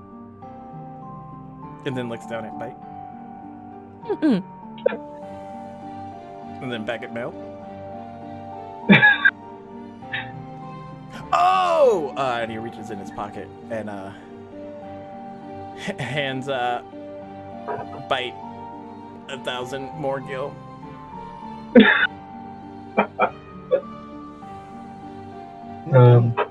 I don't know where Bite is gonna put that, but he takes it somehow. I mean, does it have an ooh pouch? Ooh, bad holding. Yeah, sure. My sweater vest has little pockets. He can just put it in there. Thanks, Johnny. I really appreciate it.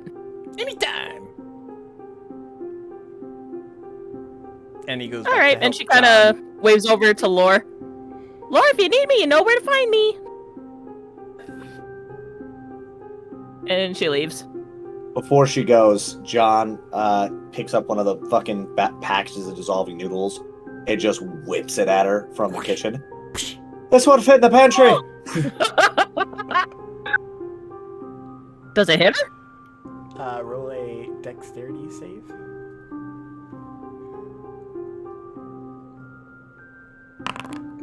Oh yeah, that hits her. Oh no! Right in the back of the head. Wow! It doesn't hurt. It's Yeah, it's like because you said you bought 10 of them, right? Mm-hmm. I imagine they were like little like twin packs then, like two first or whatever. Or they all, yeah. Regardless, I just threw like a bundle of them at you, not just like a singular disc. But yeah, you've now got like 2 little dissolvable fucking noodle things in your pocket, or well, I guess on the back of your head / on the floor. Yeah. Mel turns around. Did you really have to throw them? Did you really have to drop them? She raises a brow at him. He winks and then kind of goes back into the kitchen. Fight starts playing with him on the ground. All right then. Mel picks him up and she leaves.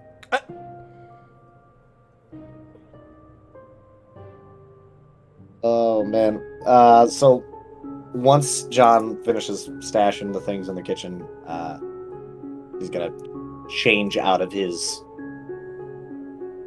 battle-worn clothing into some of the stuff he had just picked up. Okay, so you go upstairs and grab like the shopping ones. Okay, and change into your outfit. What do you look like? Which one did you pick? We're going with the red one. Okay. Actually, no, pink one. Pink flamingo. Pink flamingo. Is it flamingos or chocobos?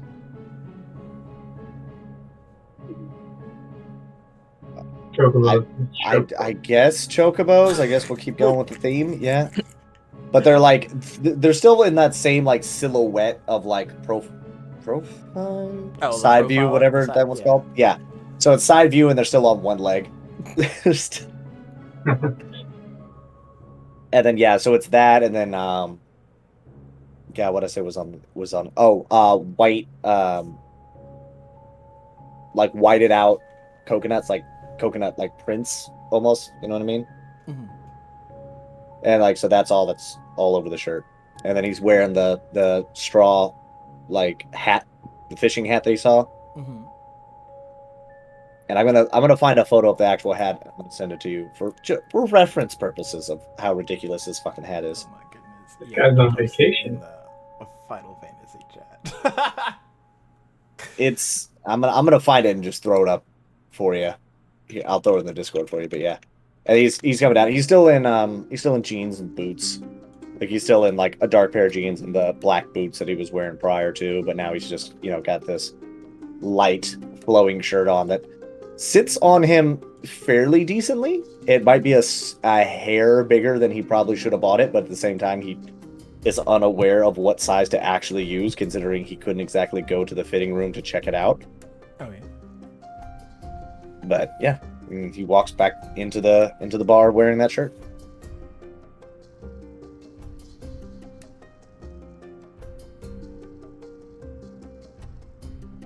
Glances over at old Lore, who is nursing. I'm imagining. Is she on the same drink? Martini drunk. I don't know. Is that still the same martini? I think too she's busy having finished. her internal struggles with the earlier encounter. That's what I mean. Is like, is she still on martini number 1, or is she on martini number 2? I think she's done with her martini and she's eating right now. Okay. So she's just like eating some of Yep. the soup. Mm-hmm. You John watch just Lore sits as beside John her. comes down and sits next to you wearing his pink chocobo shirt with coconuts, his straw hat, his pants. He just sits next to you and he's like kind of like smirking at you. Oh, you want to talk about it? Honestly, I'm not really sure what to say. Well, how about you start with how you feeling, and then we'll go from there.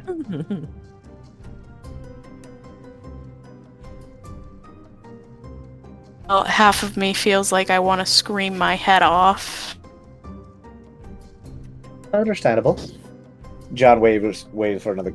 John gets another glass of whiskey, kind of has that, and then waits also for another glass of martini, another martini. Johnny starts working on those. And the other half of me feels like my heart's being ripped in two. It got deep fast. Well, how about we start? Well, let's start from the front on that one. Why do you want to scream? Because I hate Shinra so much.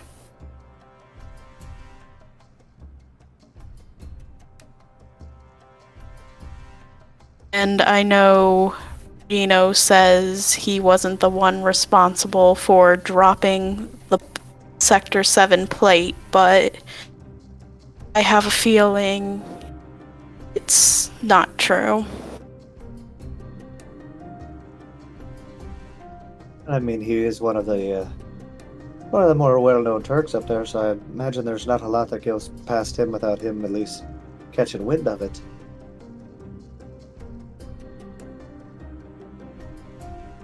But even still, are you more mad at Shinra or are you more mad at him?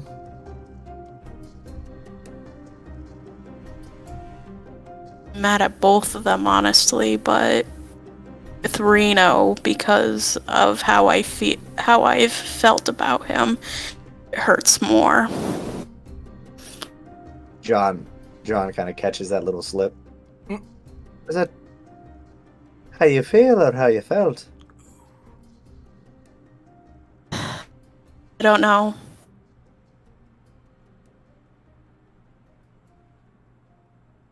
I imagine that Reno is also the reason that your heart feels like it's being ripped in two. Yeah, pretty much.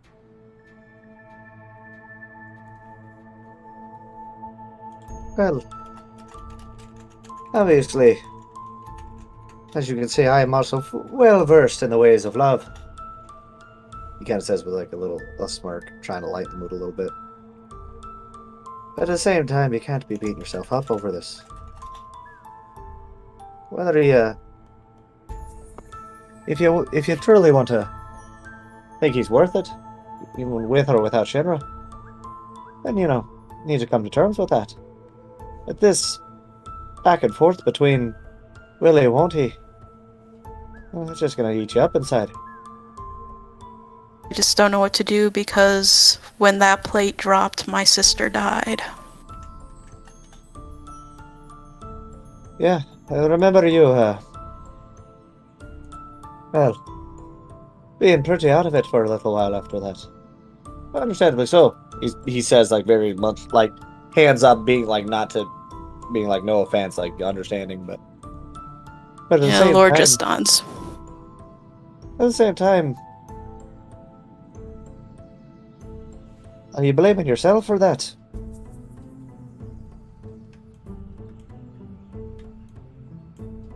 It's as much as I know that you hate Shinra for it, we were Shinra at the time. Yeah.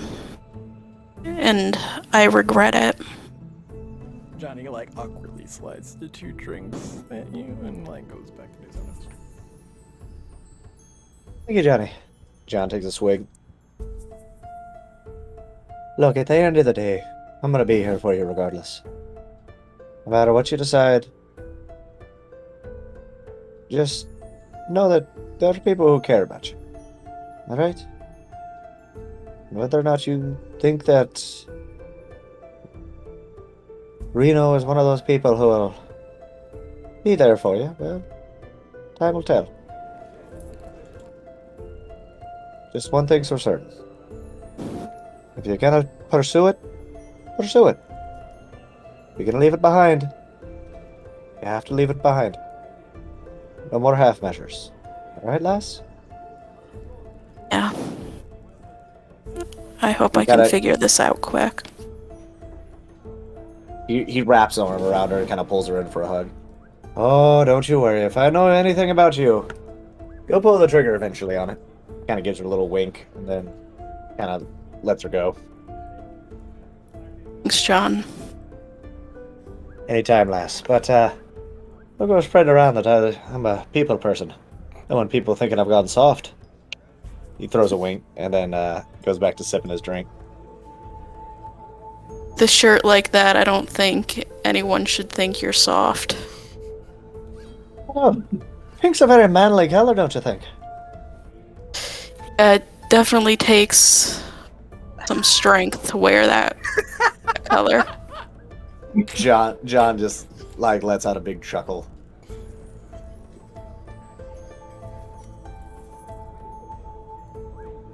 Beautiful moment. Johnny Yep, back to is sipping. taking the soup pot back to the kitchen and like wipe it down the counter. And, making sure Bite has milk in case he wants it. Bite is just sitting close to the doorway, just wondering, why didn't that lady take him with her? Oh, Mel left Ooh, the betrayal. The Now betrayal. he's ooh-oohing. Can't decide if he's upset or not, but he's like, oh, for sure she would grab me. He's like having an My- existential crisis now. Am I not cute? Is she over my adorableness already? I've never Did had I it go play for it up like too much? Was I too cat-like? Was I not cat-like enough? Weird. This is just happening. The glasses? This whole It's the glasses. episode. He takes the glasses off and throws them across the room. I imagine you were just like pawing at them. Just get these out of my face. Around this time, Mel, you're back at the shop. Is there anything that you're doing? You're just checking it out, or? She's just tinkering with some stuff that she's got in the shop. She's got her goggles on as she's like, zapping some boards and just tinkering with stuff. Okay. Doing mechanic stuff. Yeah.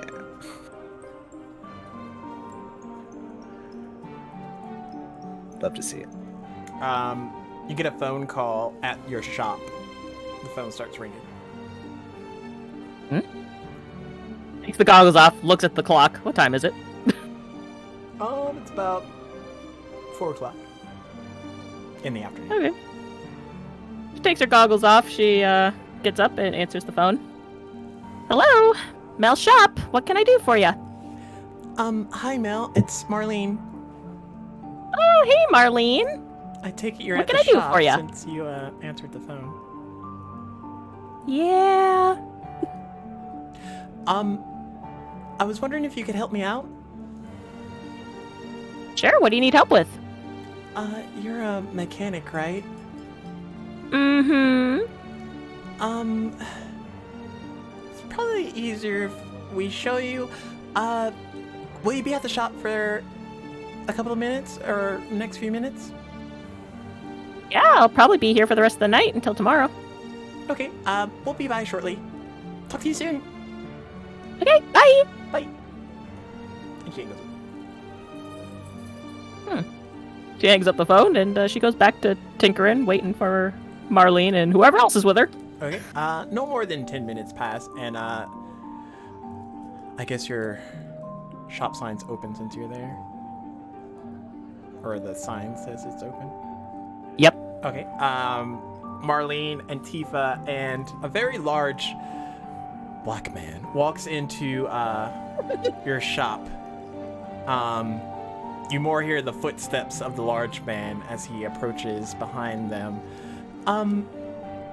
Marlene, this might not be exactly your specialty, but I was wondering if you could look at my dad's arm. He was messing around and kind of messed with the mechanics on it, and he needs a little fixer-upper. And you like, she points at him, and you see this man with like a very large, almost machine gun attached to his arm. Whoa. All right, well, let me take a look.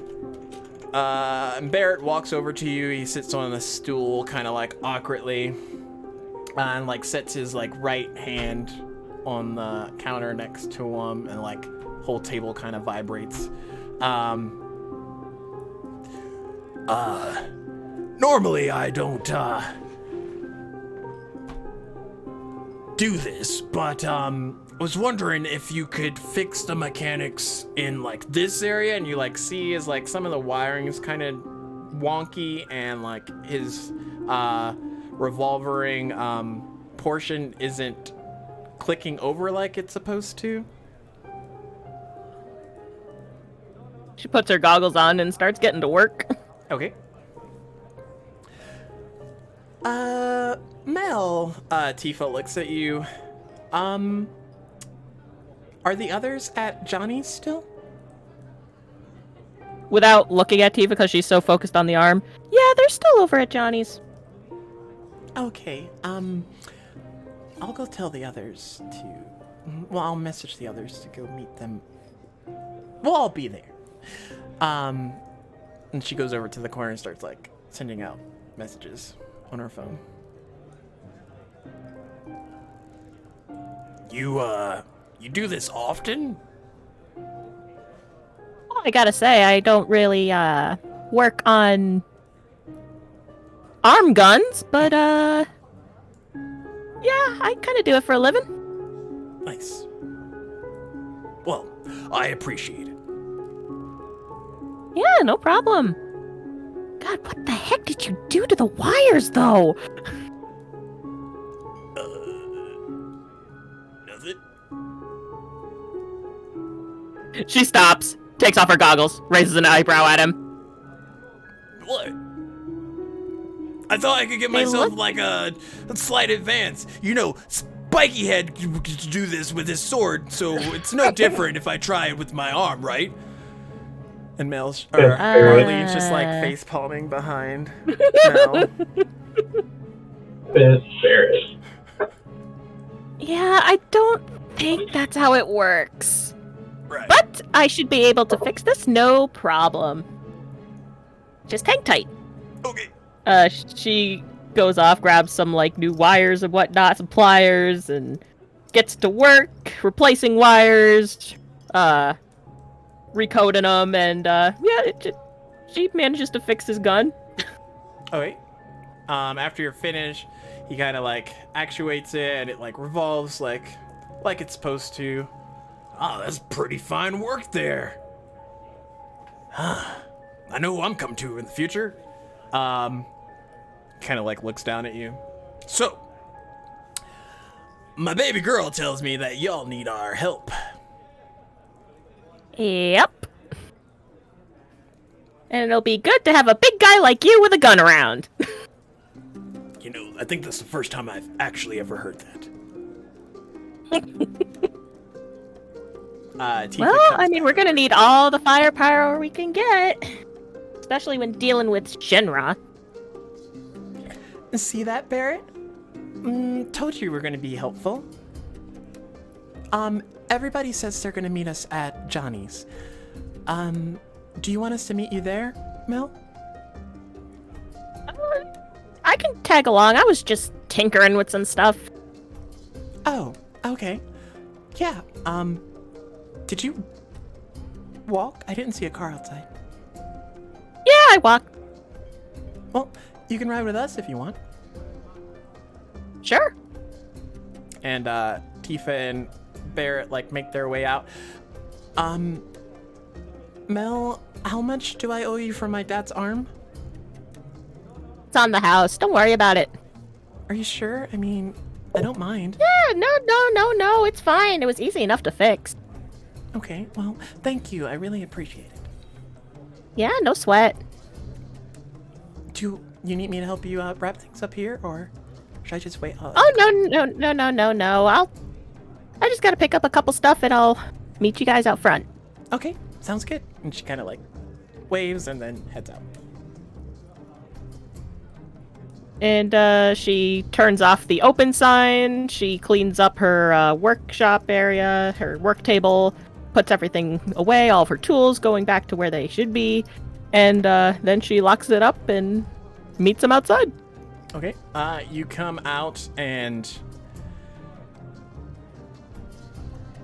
they're all kind of like, Barrett's like leaned up against Marlene's car.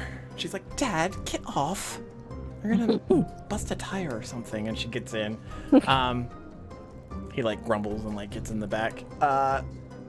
Tifa gets in the back as well.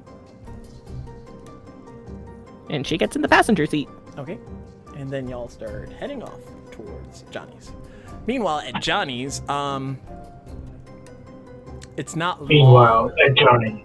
Meanwhile, at Johnny's. Story at 5. The door opens, and it's not Mel and them, but you watch as Vincent walks into the building. It's kind of weird. And Oh, behind not out of the him- shadows? And behind him is a guy with like really spiky hair. Like he took the spike grease and just like shinked it in the forefronts of his head, and like Thinked it. it's pointy and things like His hair looks like a chocobo's butt. more or less. Yes. He walks in. I'm so excited right now. And behind him, there is just this, you would think it's like a dog or a tiger that just like stealthily walks in. Except when he makes it all the way in, you see that his tail has like a flame on it. And they all stand there for a second. The usuals are kind of like for a gathered photo off that's in not the being corner. taken. Huh? Are they all posing for a photo that's not being taken? Yeah, like that. We're gonna pause here in the front of the bar real quick, check things out, and then walk. like we totally did. Quad rolling deep. Yeah, and you see as Vincent, Cloud, and Red 13 kind of like gather up around Lore and John. Vincent looks at you all. Tifa said to meet here. They'll be here shortly. This is Cloud and Red 13. And he kind of like walks over to the corner and like sulks and, you know, crosses his arm and does Vincent. John stands up and looks at Cloud. How tall is Cloud, canonically?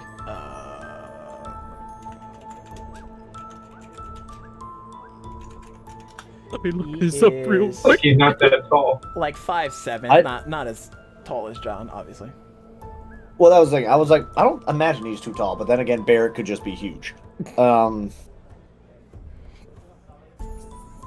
never know. There's some people that aren't that short. They just stand around tall people all the time. John just kind of looks at Cloud, like stands up and kind of looks at Cloud. You know, I mean this with no disrespect, but I kind of thought you'd be bigger. He kind of looks up at you and then takes a seat. I imagine just and then sits down. So Final Fantasy anime grunt? Edgelord intro ruined. He sits down. You see this really large, like overly compensated sword on his back. Wow, I love how you're calling it overly compensated sword. You're like, it's not just like you see the sword on his back. Like, That's pretty big. And he sits down.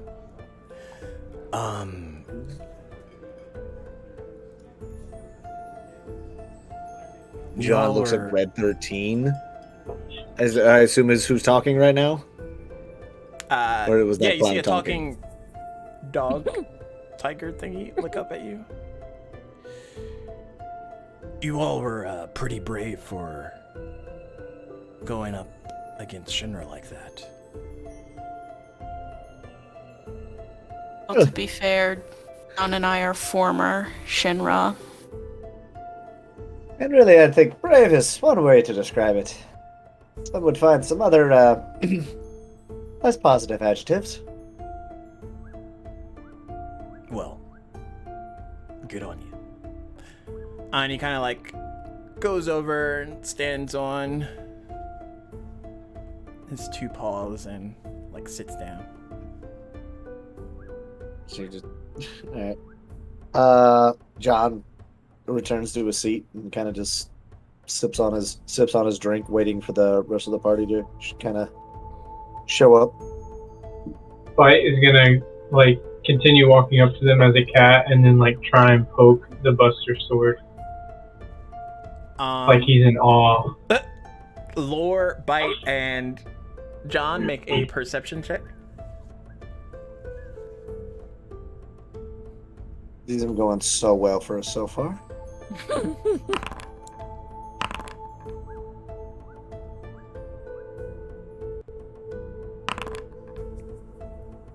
Okay.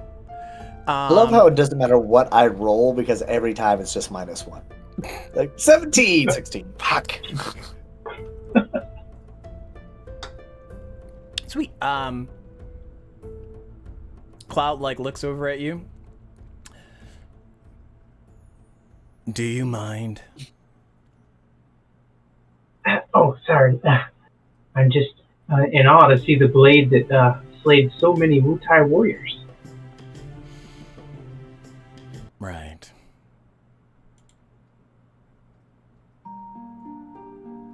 And then I'll hop away and just kind of like look at them all, especially the Red 13, because you know, Bite wishes he was big and cool like that.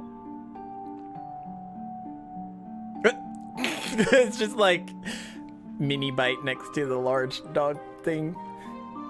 Yeah, he sits next to him and like try and kind of puffs up a little, make himself a little bit bigger, and then like nods at Red 13, like what's up?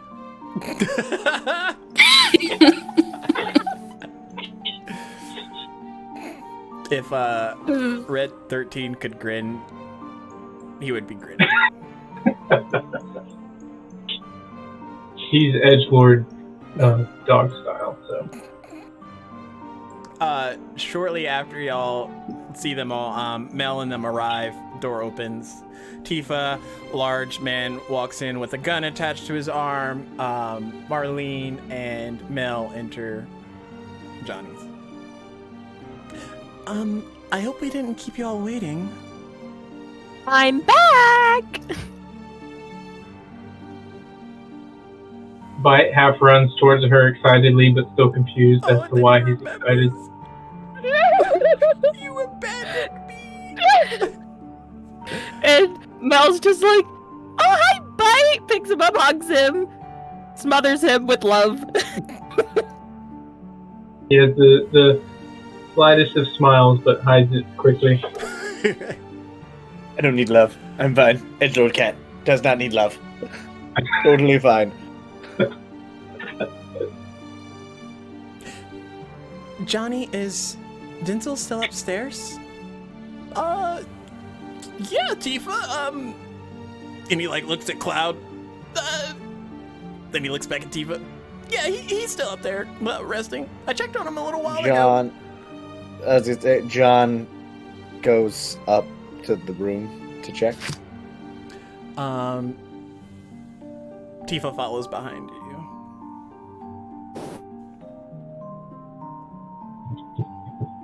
In the room, Denzel's still laying there. Still somewhat peacefully. His brow's kind of like sweating a little bit, but other than that, he looks fine. Tifa starts nursing and, you know, wiping down his forehead. John John kind of pulls out the healer's kit that he has. Where'd you get that? Yeah, I picked it up at the shop. I appreciate it. And she kind of like starts rummaging through it to do some of the medical heals that she can from it.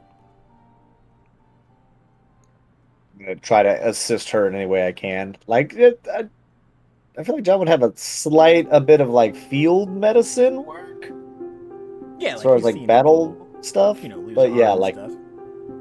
yeah, He knows where to put the tourniquet. yeah, like he would understand that. Like, obviously, when you start getting into like the minutia of it, yeah, then he's not gonna be a lot of help. But as far as like the basics, raising the legs, keep making sure the resting positions, all that fun stuff. Basics, John's got. So he's helping out where he can. Mel, Lore, and Bite make a perception check.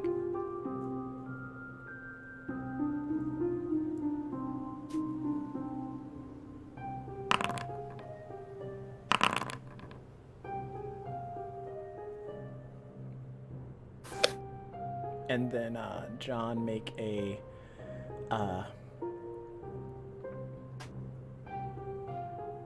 history check, sorry. History. Okay. 9. Oof. So yeah, you're helping out Tifa as best you can. Obviously, you haven't really seen anything like this where it's just like he's breathing. Would I get advantage due to having the kit there? Yeah.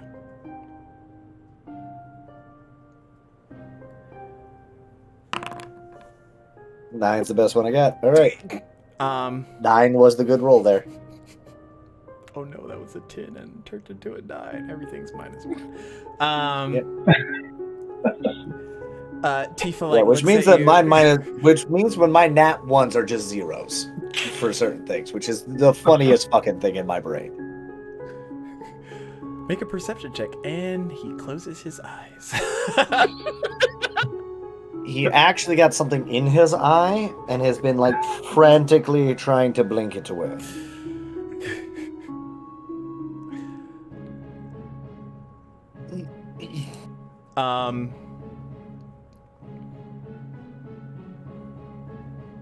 So downstairs. Yeah, just helping out as best I can. Yeah, upstairs they're just tending to Denzel.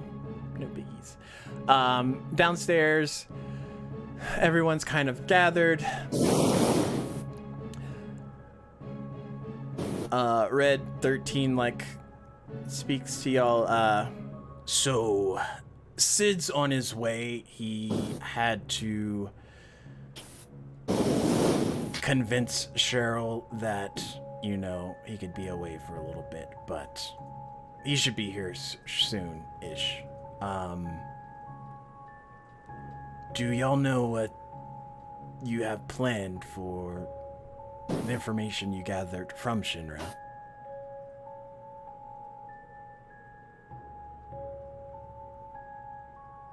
Right now, I'm not really sure what we should do. Need to figure out who this ancient is and keep them from Shinra. That's all I know.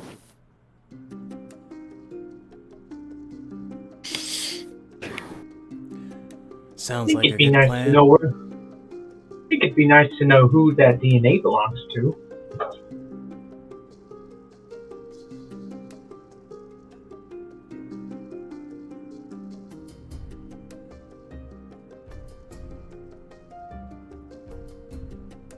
Chirp, chirp.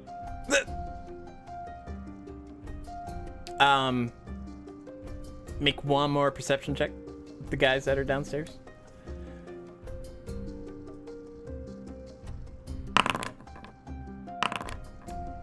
Oh, I forgot I was considering that. Ooh, that's 20. Oh, nice. Around this time, Mel, you look down and you notice, the bullets that you just bought. Mel, Are do you missing. mean Lore? Oh, sorry. Yeah, it's Lore. Sorry.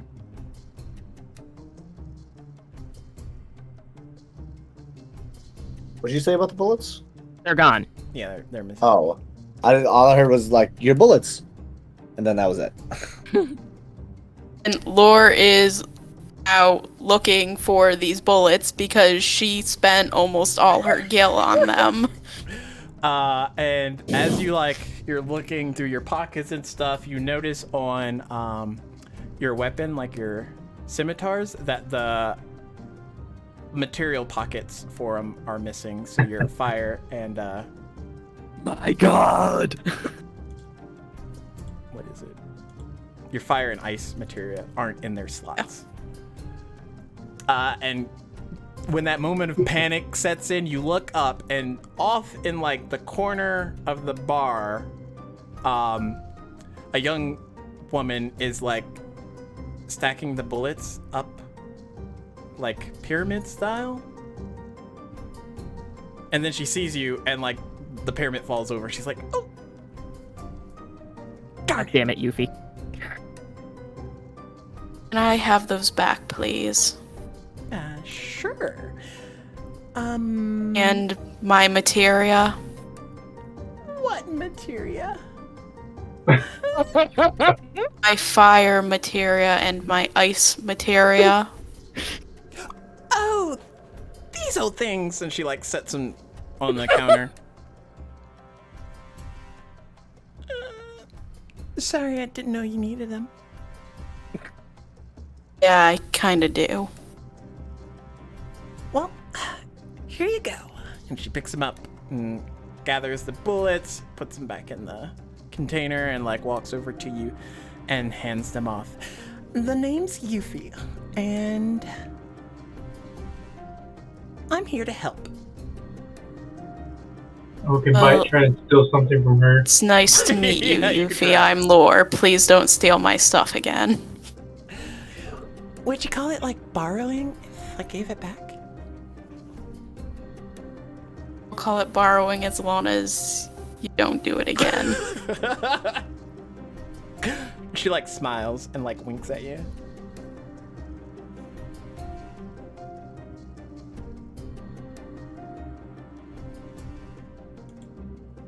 Did Bite see her steal it?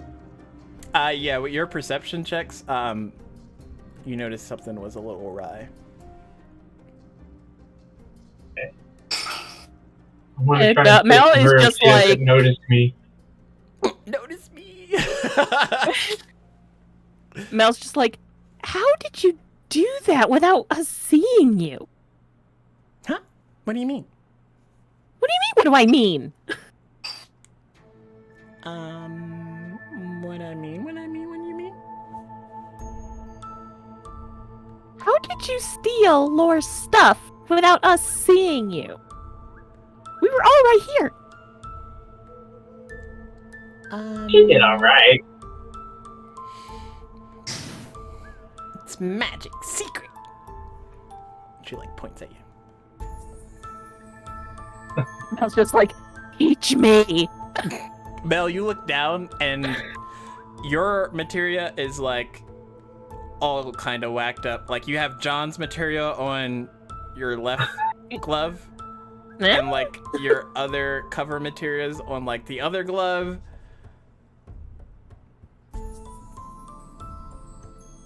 Yeah, teach me how to do Beautiful. that. And John, upstairs, you notice that your materia is not green and it is in fact purple. And you're kind of like confused. Oh, so this happened a while ago. Yeah.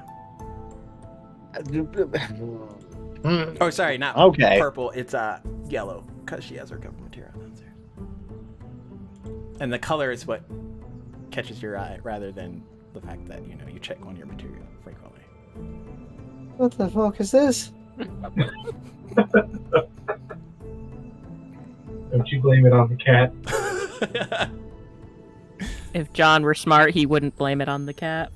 The fucking cat doing crazy shit. So, as you notice, you. Well, and yeah, really, it's Tifa just are, more of like he coming pops it downstairs. out and looks at it, and he was like, "Who the fuck had the yellow? What metal had the yellow? What the fuck do I?" she give it to me? He's like running through in his brain, like, did she give this to me? Did I not realize? Did we swap this earlier? Did that fucking cat do something when I wasn't paying attention? As you're contemplating this, He slots it back in. as you and Tifa come down the stairs, you see that there's a lot more people there than when you left. Holy fucking shit! It's a regular block party. I guess not a lot, just Yuffie. But yeah.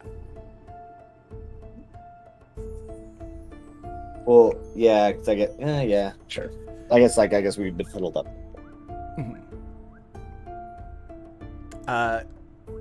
Cloud looks over to Yuffie. Can we not do this right now, Yuffie?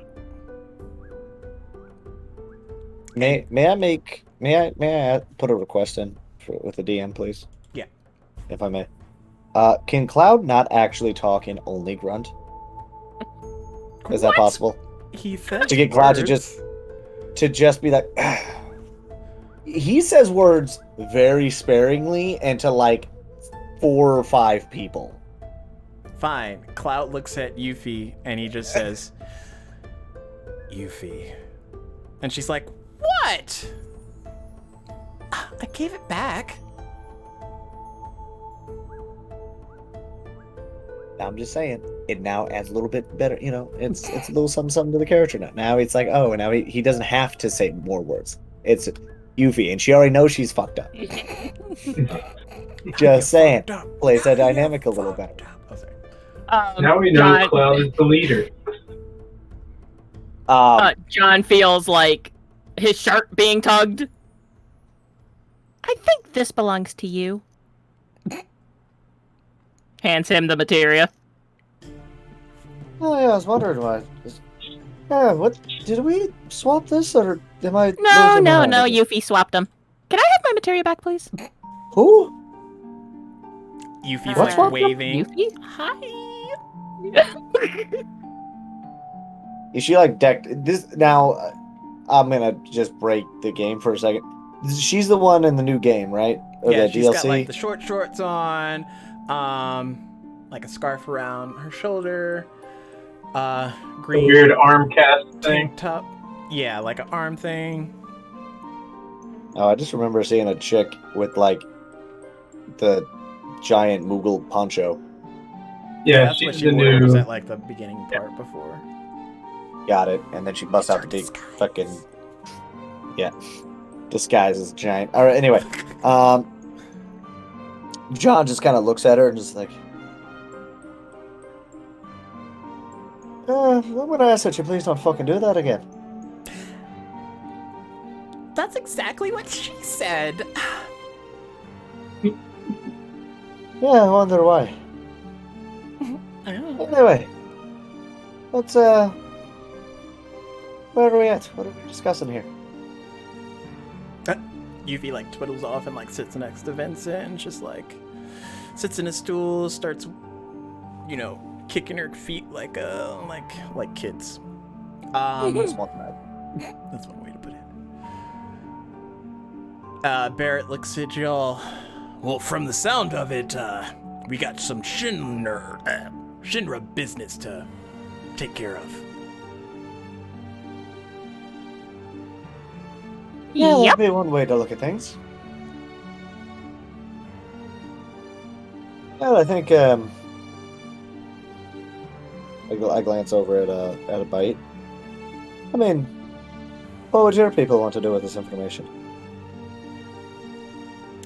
Yuffie like chimes in. Our people is the correct term. Glance over. Well, to be completely honest with you, I don't know who the fuck you are. My name's Yuffie. Nice to meet you. Hello, Yuffie. John. John! Totally gonna remember that. She taught me everything I know. Well, indirectly, but yeah. Yes, Bite is the best. Prime student. John just remains Commits silent. ooh woo face. And probably the cutest. John just looks over at Mel like, Mel, we are literally talking to like headhunt, like big name people here. Do not like just with the Don't make look me of look being bad like. in front of my friends. It's not even look bad. It's like, can we not look like idiots in front of the adults? As they're all just respectively making ooh faces one after another. Says the guy We're in the pink professionals. chocobo shirt. Yeah, Yeah, and you're wearing John. a freaking Oh no, no. chocobo Hawaiian shirt. Like, Oh yeah, no, we're don't get it totes. twisted. John is fully aware. John is fully aware that he's what he's wearing, but he's at the same time. He's just like, are we really gonna? Okay. What's the matter, John? Looks at him. He just smiles. Not a thing, dearie. Not a thing. Raises But a brow at him. regardless, what would your people, gesturing to both Bite and Sticky Fingers, Yuffie. yes, what they would want?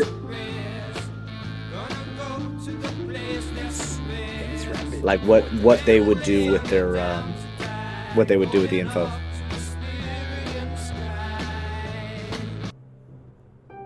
We would do anything to make sure Shinra doesn't have any of this power.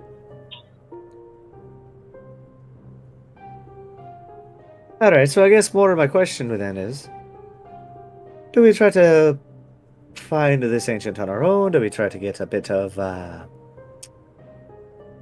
try to involve your people? Because I mean, with all due respect, even with the current roster we have in here, seems like a mighty big task.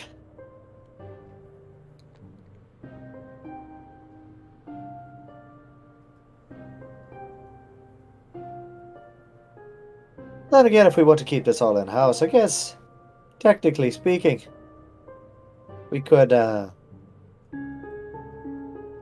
give it a whirl.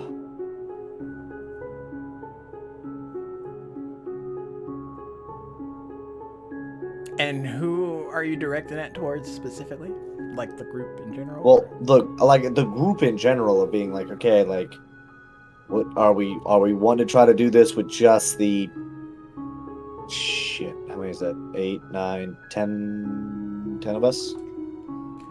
There's 6 of them, right? We got Tifa, Barrett, Cloud, Shadow Walker, Sticky Fingers, and Child, now adult, and then the 4 of us.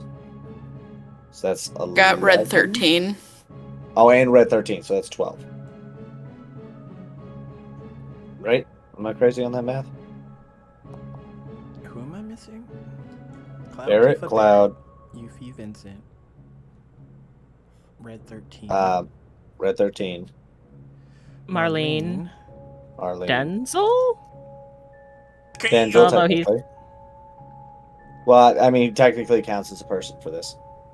And then the 4 of us, so that would be 12. Yeah, if you're counting like yeah. Possible NPCs that are going to be usable / possibly have information / we need to not make, or we need to make sure it doesn't die. Don't die. Or captured by ship. Johnny can fend for himself. He's fine. He's got a bar. So yeah, it's more of like, hey, are we wanting to try to keep it between the 12 of us? Are we going to involve Wu-Tang Clan? Like, what are we doing?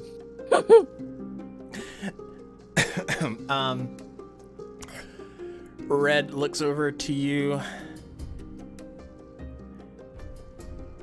Well, it seems that we have further intel to add on to yours. We have been monitoring Shinra for a while. And he looks over to Vincent, Yuffie. There's a train leaving out in the morning, early time. Some of us need to be on that train.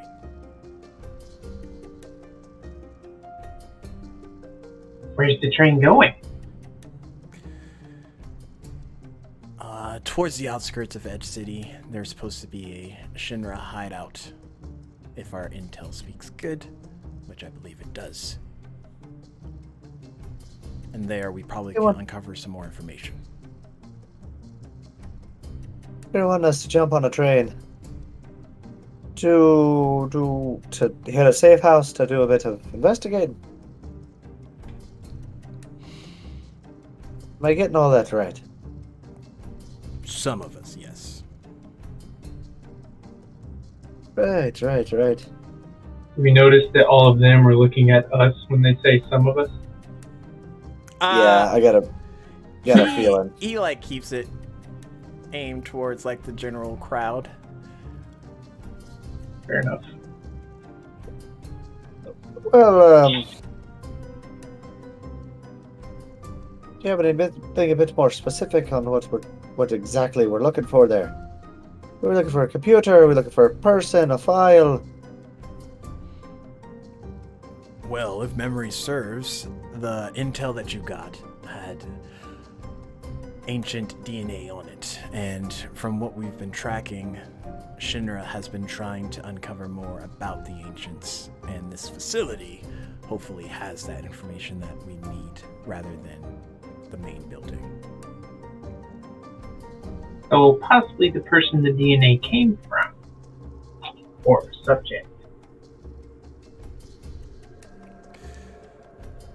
And he like looks over at Bite and then up to Tifa.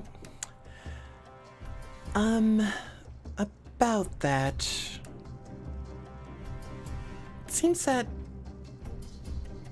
Marlene, do you want to tell him? And Marlene like looks over at you all. How to put this? I think we might know who the ancient is. By chance. Perhaps. Just a little. John's All eyes. right, well, out with it. Who is it? Yeah, John's eyes. Do you think it narrowed a bit. is? She kind of like raises her hand. You?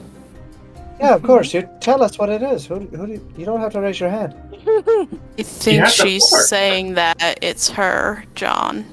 Yeah. It's me. This is Marlene. John Yeah, this Marlene. kind of looks at her, looks at Barrett, back to her, back to Barrett, back to her. What?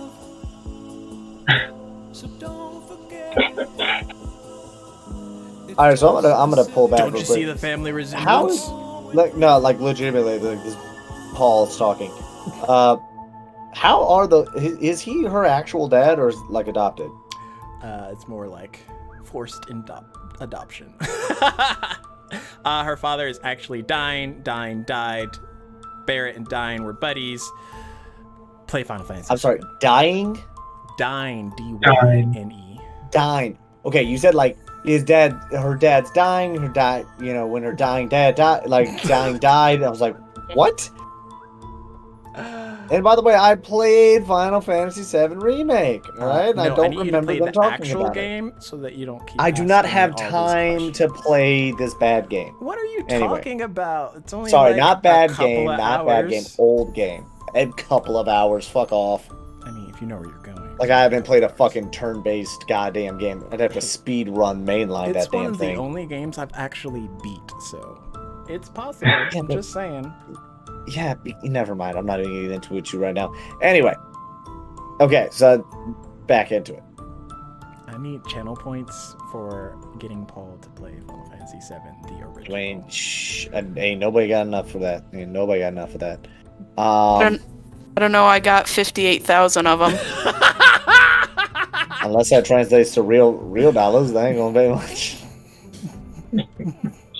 So there is a price. Nice. I mean, there of course is a. You know what? I'll make it a. You know what? I'll float it out to you. I'll tell you what I'll make it for. I'll tell you what I'll make it for after this stream. Okay. Anyway. Yeah. So John just kind of glances. did you know her father? Thanks, 12-sided guy, for the biddies. What'd you say, John? You... I'm sorry, I guess I'm just not fully understanding how an ancient gets made. How did you find out she's an ancient? So... When I worked at the medical facility, part of it's to have our blood drawn. So I think they might have got my DNA that way. Yeah, drawing your blood will typically get your DNA, yeah. Mm-hmm.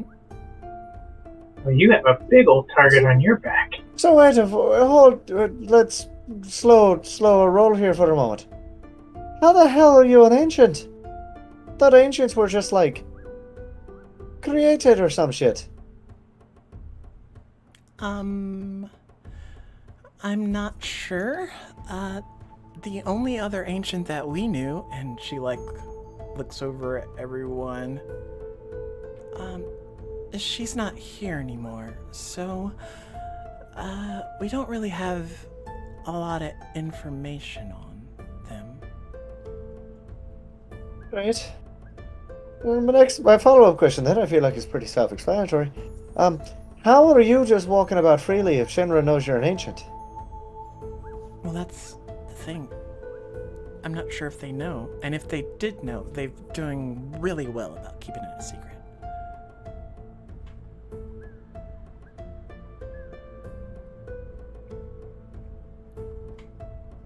So are we more or John is less just heading to this scratching. hideout to confirm these suspicions?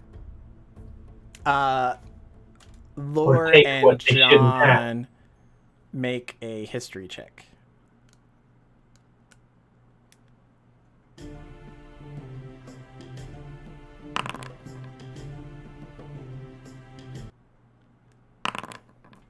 Laura with advantage.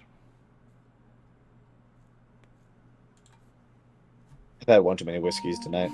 I can't remember shit right now. You had 2 whiskeys. Okay, Lore. That I told you about. Oh gosh, because of the nature of the Turks, you're familiar that there's certain things like if the Turks were to come in contact with an ancient, they're not just going to be like, hey, you're an ancient, come with us. They're going to try and be as appeasing as possible so that they can get them to work with them and trust them and do things of that nature. Kind of like how they did, at least Sang did with Aerith growing up. So it kind of makes sense that they're not making a big deal out of it. Or haven't made a big deal out of it.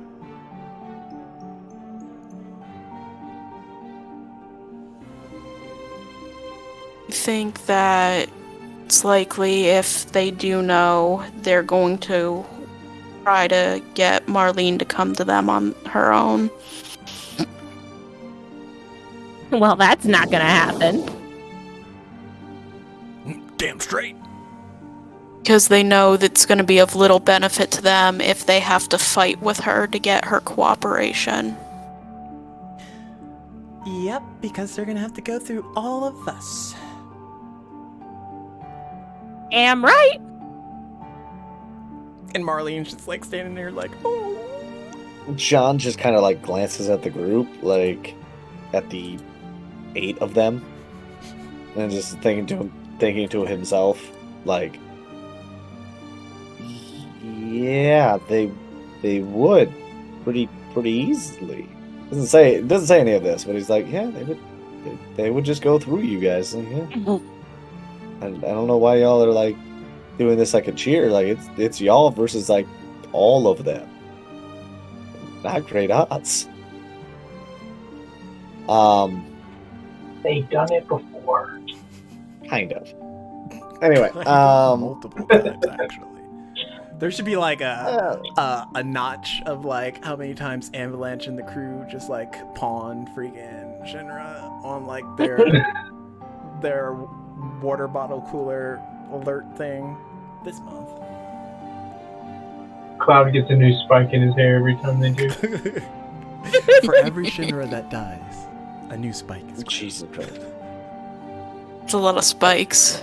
I was gonna say, and every Shinra that died, or just Cloud's sword gets like 1 inch longer. Jesus Christ. That's how Sephiroth became the big baddie. It started out as like a short sword and then shing, katana blade. Wait, are you fucking with me right No, now? I'm joking. Oh my gosh. If that was a thing. Bro, I'm not gonna lie to you. That Ridiculous. sounds like some... Really? We're gonna talk about a 7-foot goddamn katana not being ridiculous? Well, yeah, but if that 7-foot katana got progressively longer every time He freaking killed somebody of Sephiroth importance? killed Yeah. somebody, oh my gosh. It'd Not be a lot- somebody, but somebody worth a damn. It'd be a lot longer, I'll just say that. Anyway, Alright, well... So we're looking for some more information at the safe house, whatever it may be. I guess what I should have been a bit more specific with my question being, what is it on? What are we looking for? A computer? Are we looking for a folder somewhere? Red speaks up again. It's kind of harvesting plant. From what we've gathered, they're probably using the DNA that they do have to do experimentations on others. John's eyes kind of go a little wider when he says a harvesting plant. Alright, so we're grabbing any information off the computers we can and then burning that bitch to the ground then. More or less. Sounds good to me. Question is, Where does this train leave? who wants to go? And who wants to ensure Marlene is safe?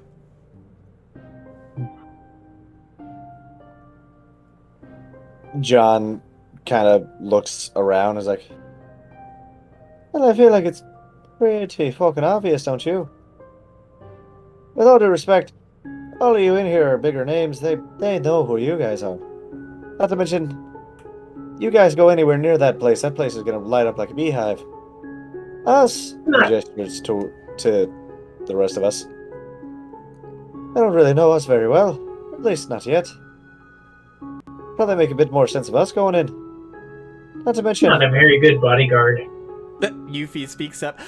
You're just trying to get all the material to yourself. I'm not gonna let that happen. Save you some, we'll save you some. Bite, you know I've raised you better than that. Exactly. John just disregards everything she's saying. Look, at the end of the day, you guys know Marlene better than we do. Not to mention, I feel like you guys are a bit better equipped to, for protection than we are. We'll do the smash and grab. You guys do the protection detail. That way you could also keep an eye on our boy upstairs. Tifa looks at you. When Sid arrives, we're probably just gonna switch over to the airship? Oh, Sid Highwind, he has an airship. John, No way. John slowly nods, like, Of course he has an sure, airship. airships, that's a totally normal thing that someone would just have. It's just, I can't wait to hear your Sid voice, though. Oh gosh. I don't even know if I'm ready for it. but that's the end of the day. Well, regardless, I think between us sitting here and between Sid showing up and us going to his airship, I think it's best that you Marlene stays with y'all. And something tells me, well, Barrett's not exactly going to want her out of his sight. You know, I was for waiting for a damn right! Or some shit like that. a guy with a unique sense of fashion, you're pretty smart. John looks down at himself. I want to know Well, how what many, can I say? I'm newly civilian. disbelief stares at the idea that, well, then again, it is Barrett saying that John is smart, so. Regardless. All the smart is in the metal Taking the plate. compliment. Taking the compliment. Taking it counts. What can I say? I'm newly civilian, still trying to figure out what I look like. Outside of military gear. Mel's just looking at John with his Hawaiian shirt. Right. It spoke to him. That I'm here to party. Anyway. I'm sorry, John. I don't think pink is your color. Hey, leave the guy alone. John glances over his shoulder. All due respect, Mel, we can literally talk about this later. After the meeting. Yeah, John just kind of goes back into it, just being like, alright, so if anybody has any objections, what time's the train leaving tomorrow? And where are you planning on hitting? Or were you planning to hit it from, please? 4 o'clock. And Vincent and you feel, make sure you get to the drop point. But you mean 4 in the morning? Yes. Fucking Perfect. hell. Well, John I guess is that means we should probably get some sleep then. John is suddenly just being like, fuck, I should have just did the protection detail. 4 in the fucking morning. Alright, yeah, 4 in the morning, totally. Easy. Those John's are my trying to peak remember- hours. John is trying to remember the last time he woke up at 4 that wasn't him, like, going to bed at 4. Fucking hell.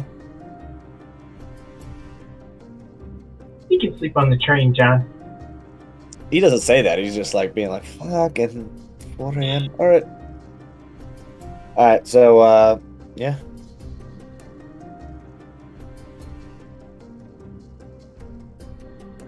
We got our time. They're gonna take us to the drop point or whatever it is, so. Yeah, I assume we're gonna start turning in at some point now. Mm-hmm.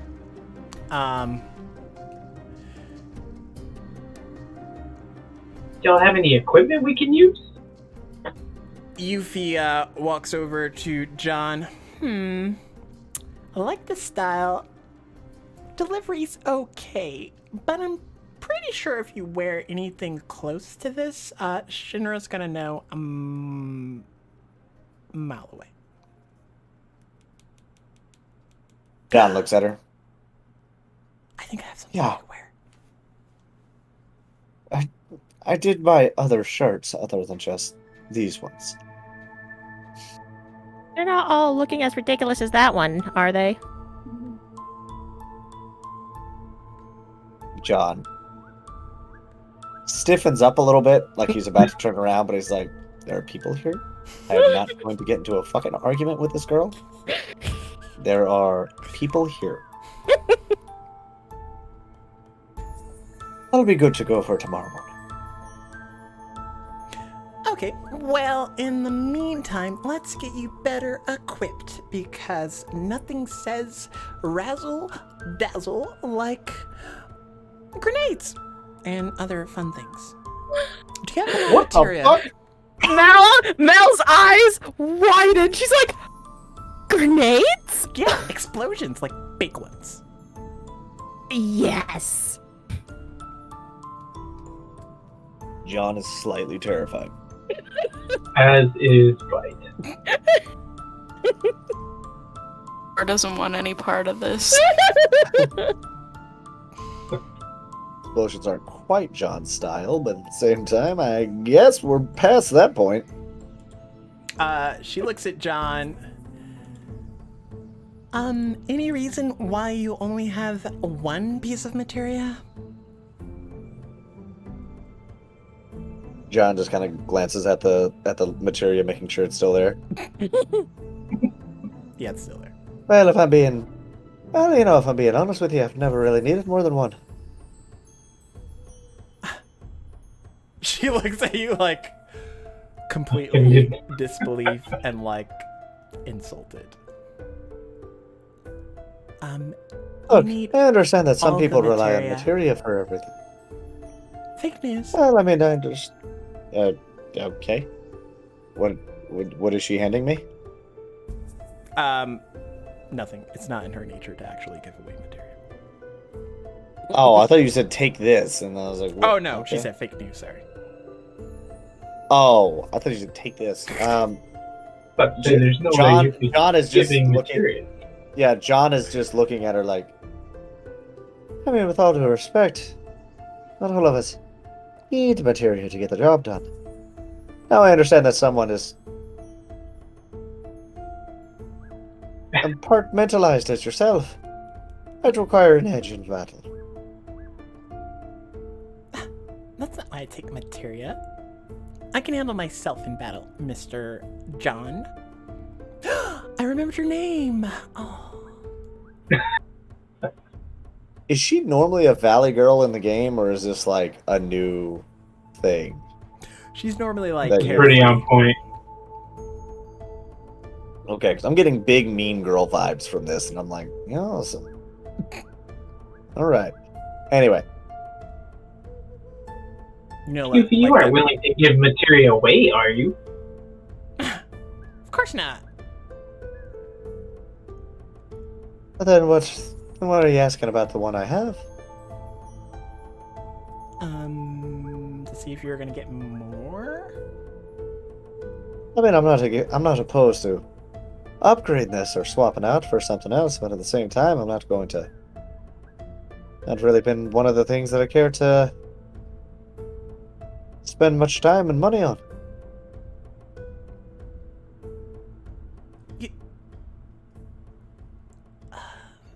Never mind. You'd be triggered.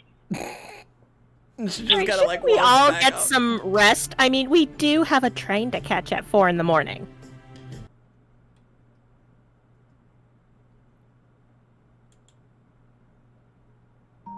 John just kind of nods and then glances at his almost finished whiskey glass, and then raises it up to the group. Well, fun chatting with y'all, but I guess see you on the other side. Raises it, knocks it back, sets the glass down, and then starts heading up to his room.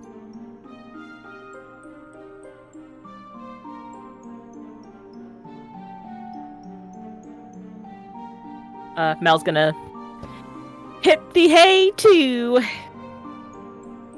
Okay.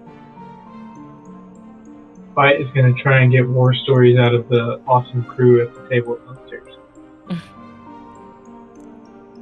Barrett looks over at Johnny. Johnny, did you do what I told you to do last time? He's like, yeah, totally did that. Barrett walks over to the arcade machine that's like off in the corner and like slams his like non-gun hand down on it, and like you watch as it like elevators down.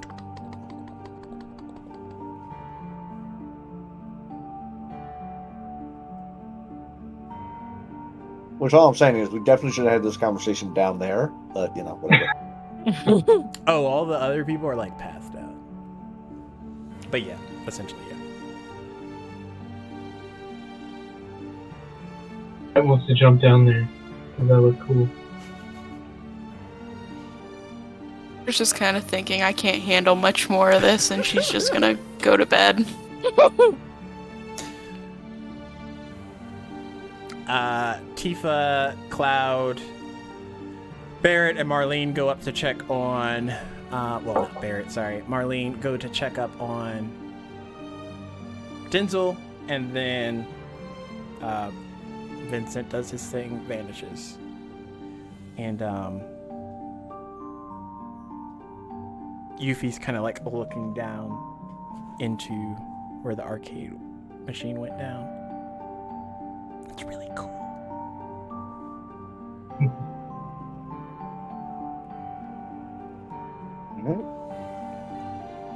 Long rest. Okay. Anybody else do anything before sleep? Nope. Okay. Somewhere in between of like after midnight and really, really fucking early in the fucking morning, you all are awakened by the sound of something super loud arriving. Oh, for fuck's sake. Or kind of Gone. rolls herself out of the bed. Mel looks out the window. As like lights are like shining into Mel's face. It's way too early in the morning for this. They kind of like scan the area and it moves away enough for you to see this really large airship just kind of outside of Johnny's bar. Before the lights like go out and you see it like land in the only area in the parking lot that it could technically fit. John swings the door open, dagger or stinger like fully extended. Like steps out onto like the little, because I assume we're in that little like balcony area thing, and, like behind the bar. Just butt ass naked, only having the stinger in hand. Like the stinger's the only thing that he's got on. And his hat. And Johnny's hat's not on. Johnny's on his balcony. Lore, did it wake you up? Yes, it woke me up.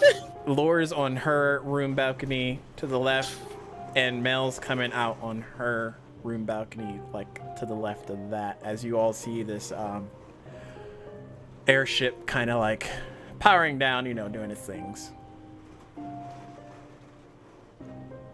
Oh, for fuck's sake. He's had to make a fucking entrance, didn't he? John retracts his stinger and is just kind of like rubbing his head like, oh fuck, it's too early for this shit. As John's doing that, he sets off the motion detector, and like the light beaming right above where he is like shines down, and like Lore and Mel can see that he's like in his birthday suit, just like scratching his head. Like one hand, one hand on hip, the other rubbing his temple, like just. Oh yeah, I had the Mel exact is image. just like, God damn it, John! It's too early for me to deal with this shit right now. What are you fucking yelling at me for? I'm not the one who fucking. He turns facing you. I'm not the one who fucking parked the fucking airship. Put some goddamn pants on. He glances down, fully forgetting that he wasn't wearing pants. Well, what the fuck do you want from me? They woke me up, alright? I like to be free when I sleep. On! Oh, you fucking rude. Let's not pretend like this ain't the first one you've seen. Oh my... Mel goes back into her room. She's just covering her eyes and making her way back to the room. I imagine Bite just like on the roof looking down, just watching all this happen.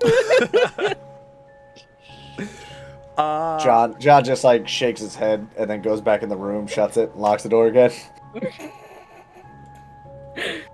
And on that lovely note, lovely image, ladies and gents, we are going to call this episode. Hey, look, you wanted the fan service. I'm just giving it to you. We are not having an episode on the 1st, and I don't think we're having one on the 8th either. Because don't we have one next week? Someone's gonna be gone! I don't know what you're talking about. Mm-hmm. Wait, I thought... Wait, what? Oh, wait, yeah, no, okay, yep. We're tracking that. You're gonna be gone. Yeah. You're abandoning Wait, us. on the 8th as well? Possibly. Yes, the next one that I had was the 8th, but that one's probably gonna get maybe pushed to the 15th, and we might do 15th and 22nd in July. Yeah, we'll see how that goes, Stacks. I'll let you know. Yeah, we'll see. We'll play it by ear. Mm-hmm. But I'll tell you after, Paul. Hold on. Oh yeah. Yeah, it's fine. But on that note, we will see if there's any lovely people to raid. Which let's see. Beautiful people, the beautiful people. Wow. there's so many papers.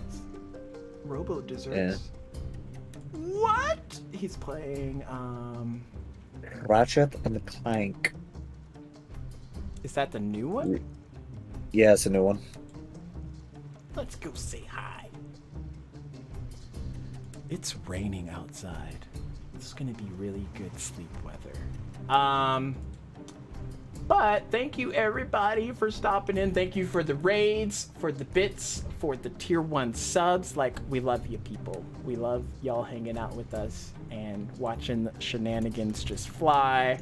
Because We love y'all. Y'all make this possible. yes. It's so good. I can't even.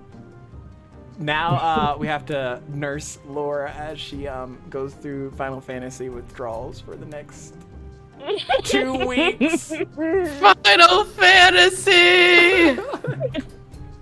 We're finally going to start the new episode, and she's just going to be like in a corner, like, is it time? Oh no. But yes, we will see you all next time. Thank you. Bye-bye. Bye bye. Bye.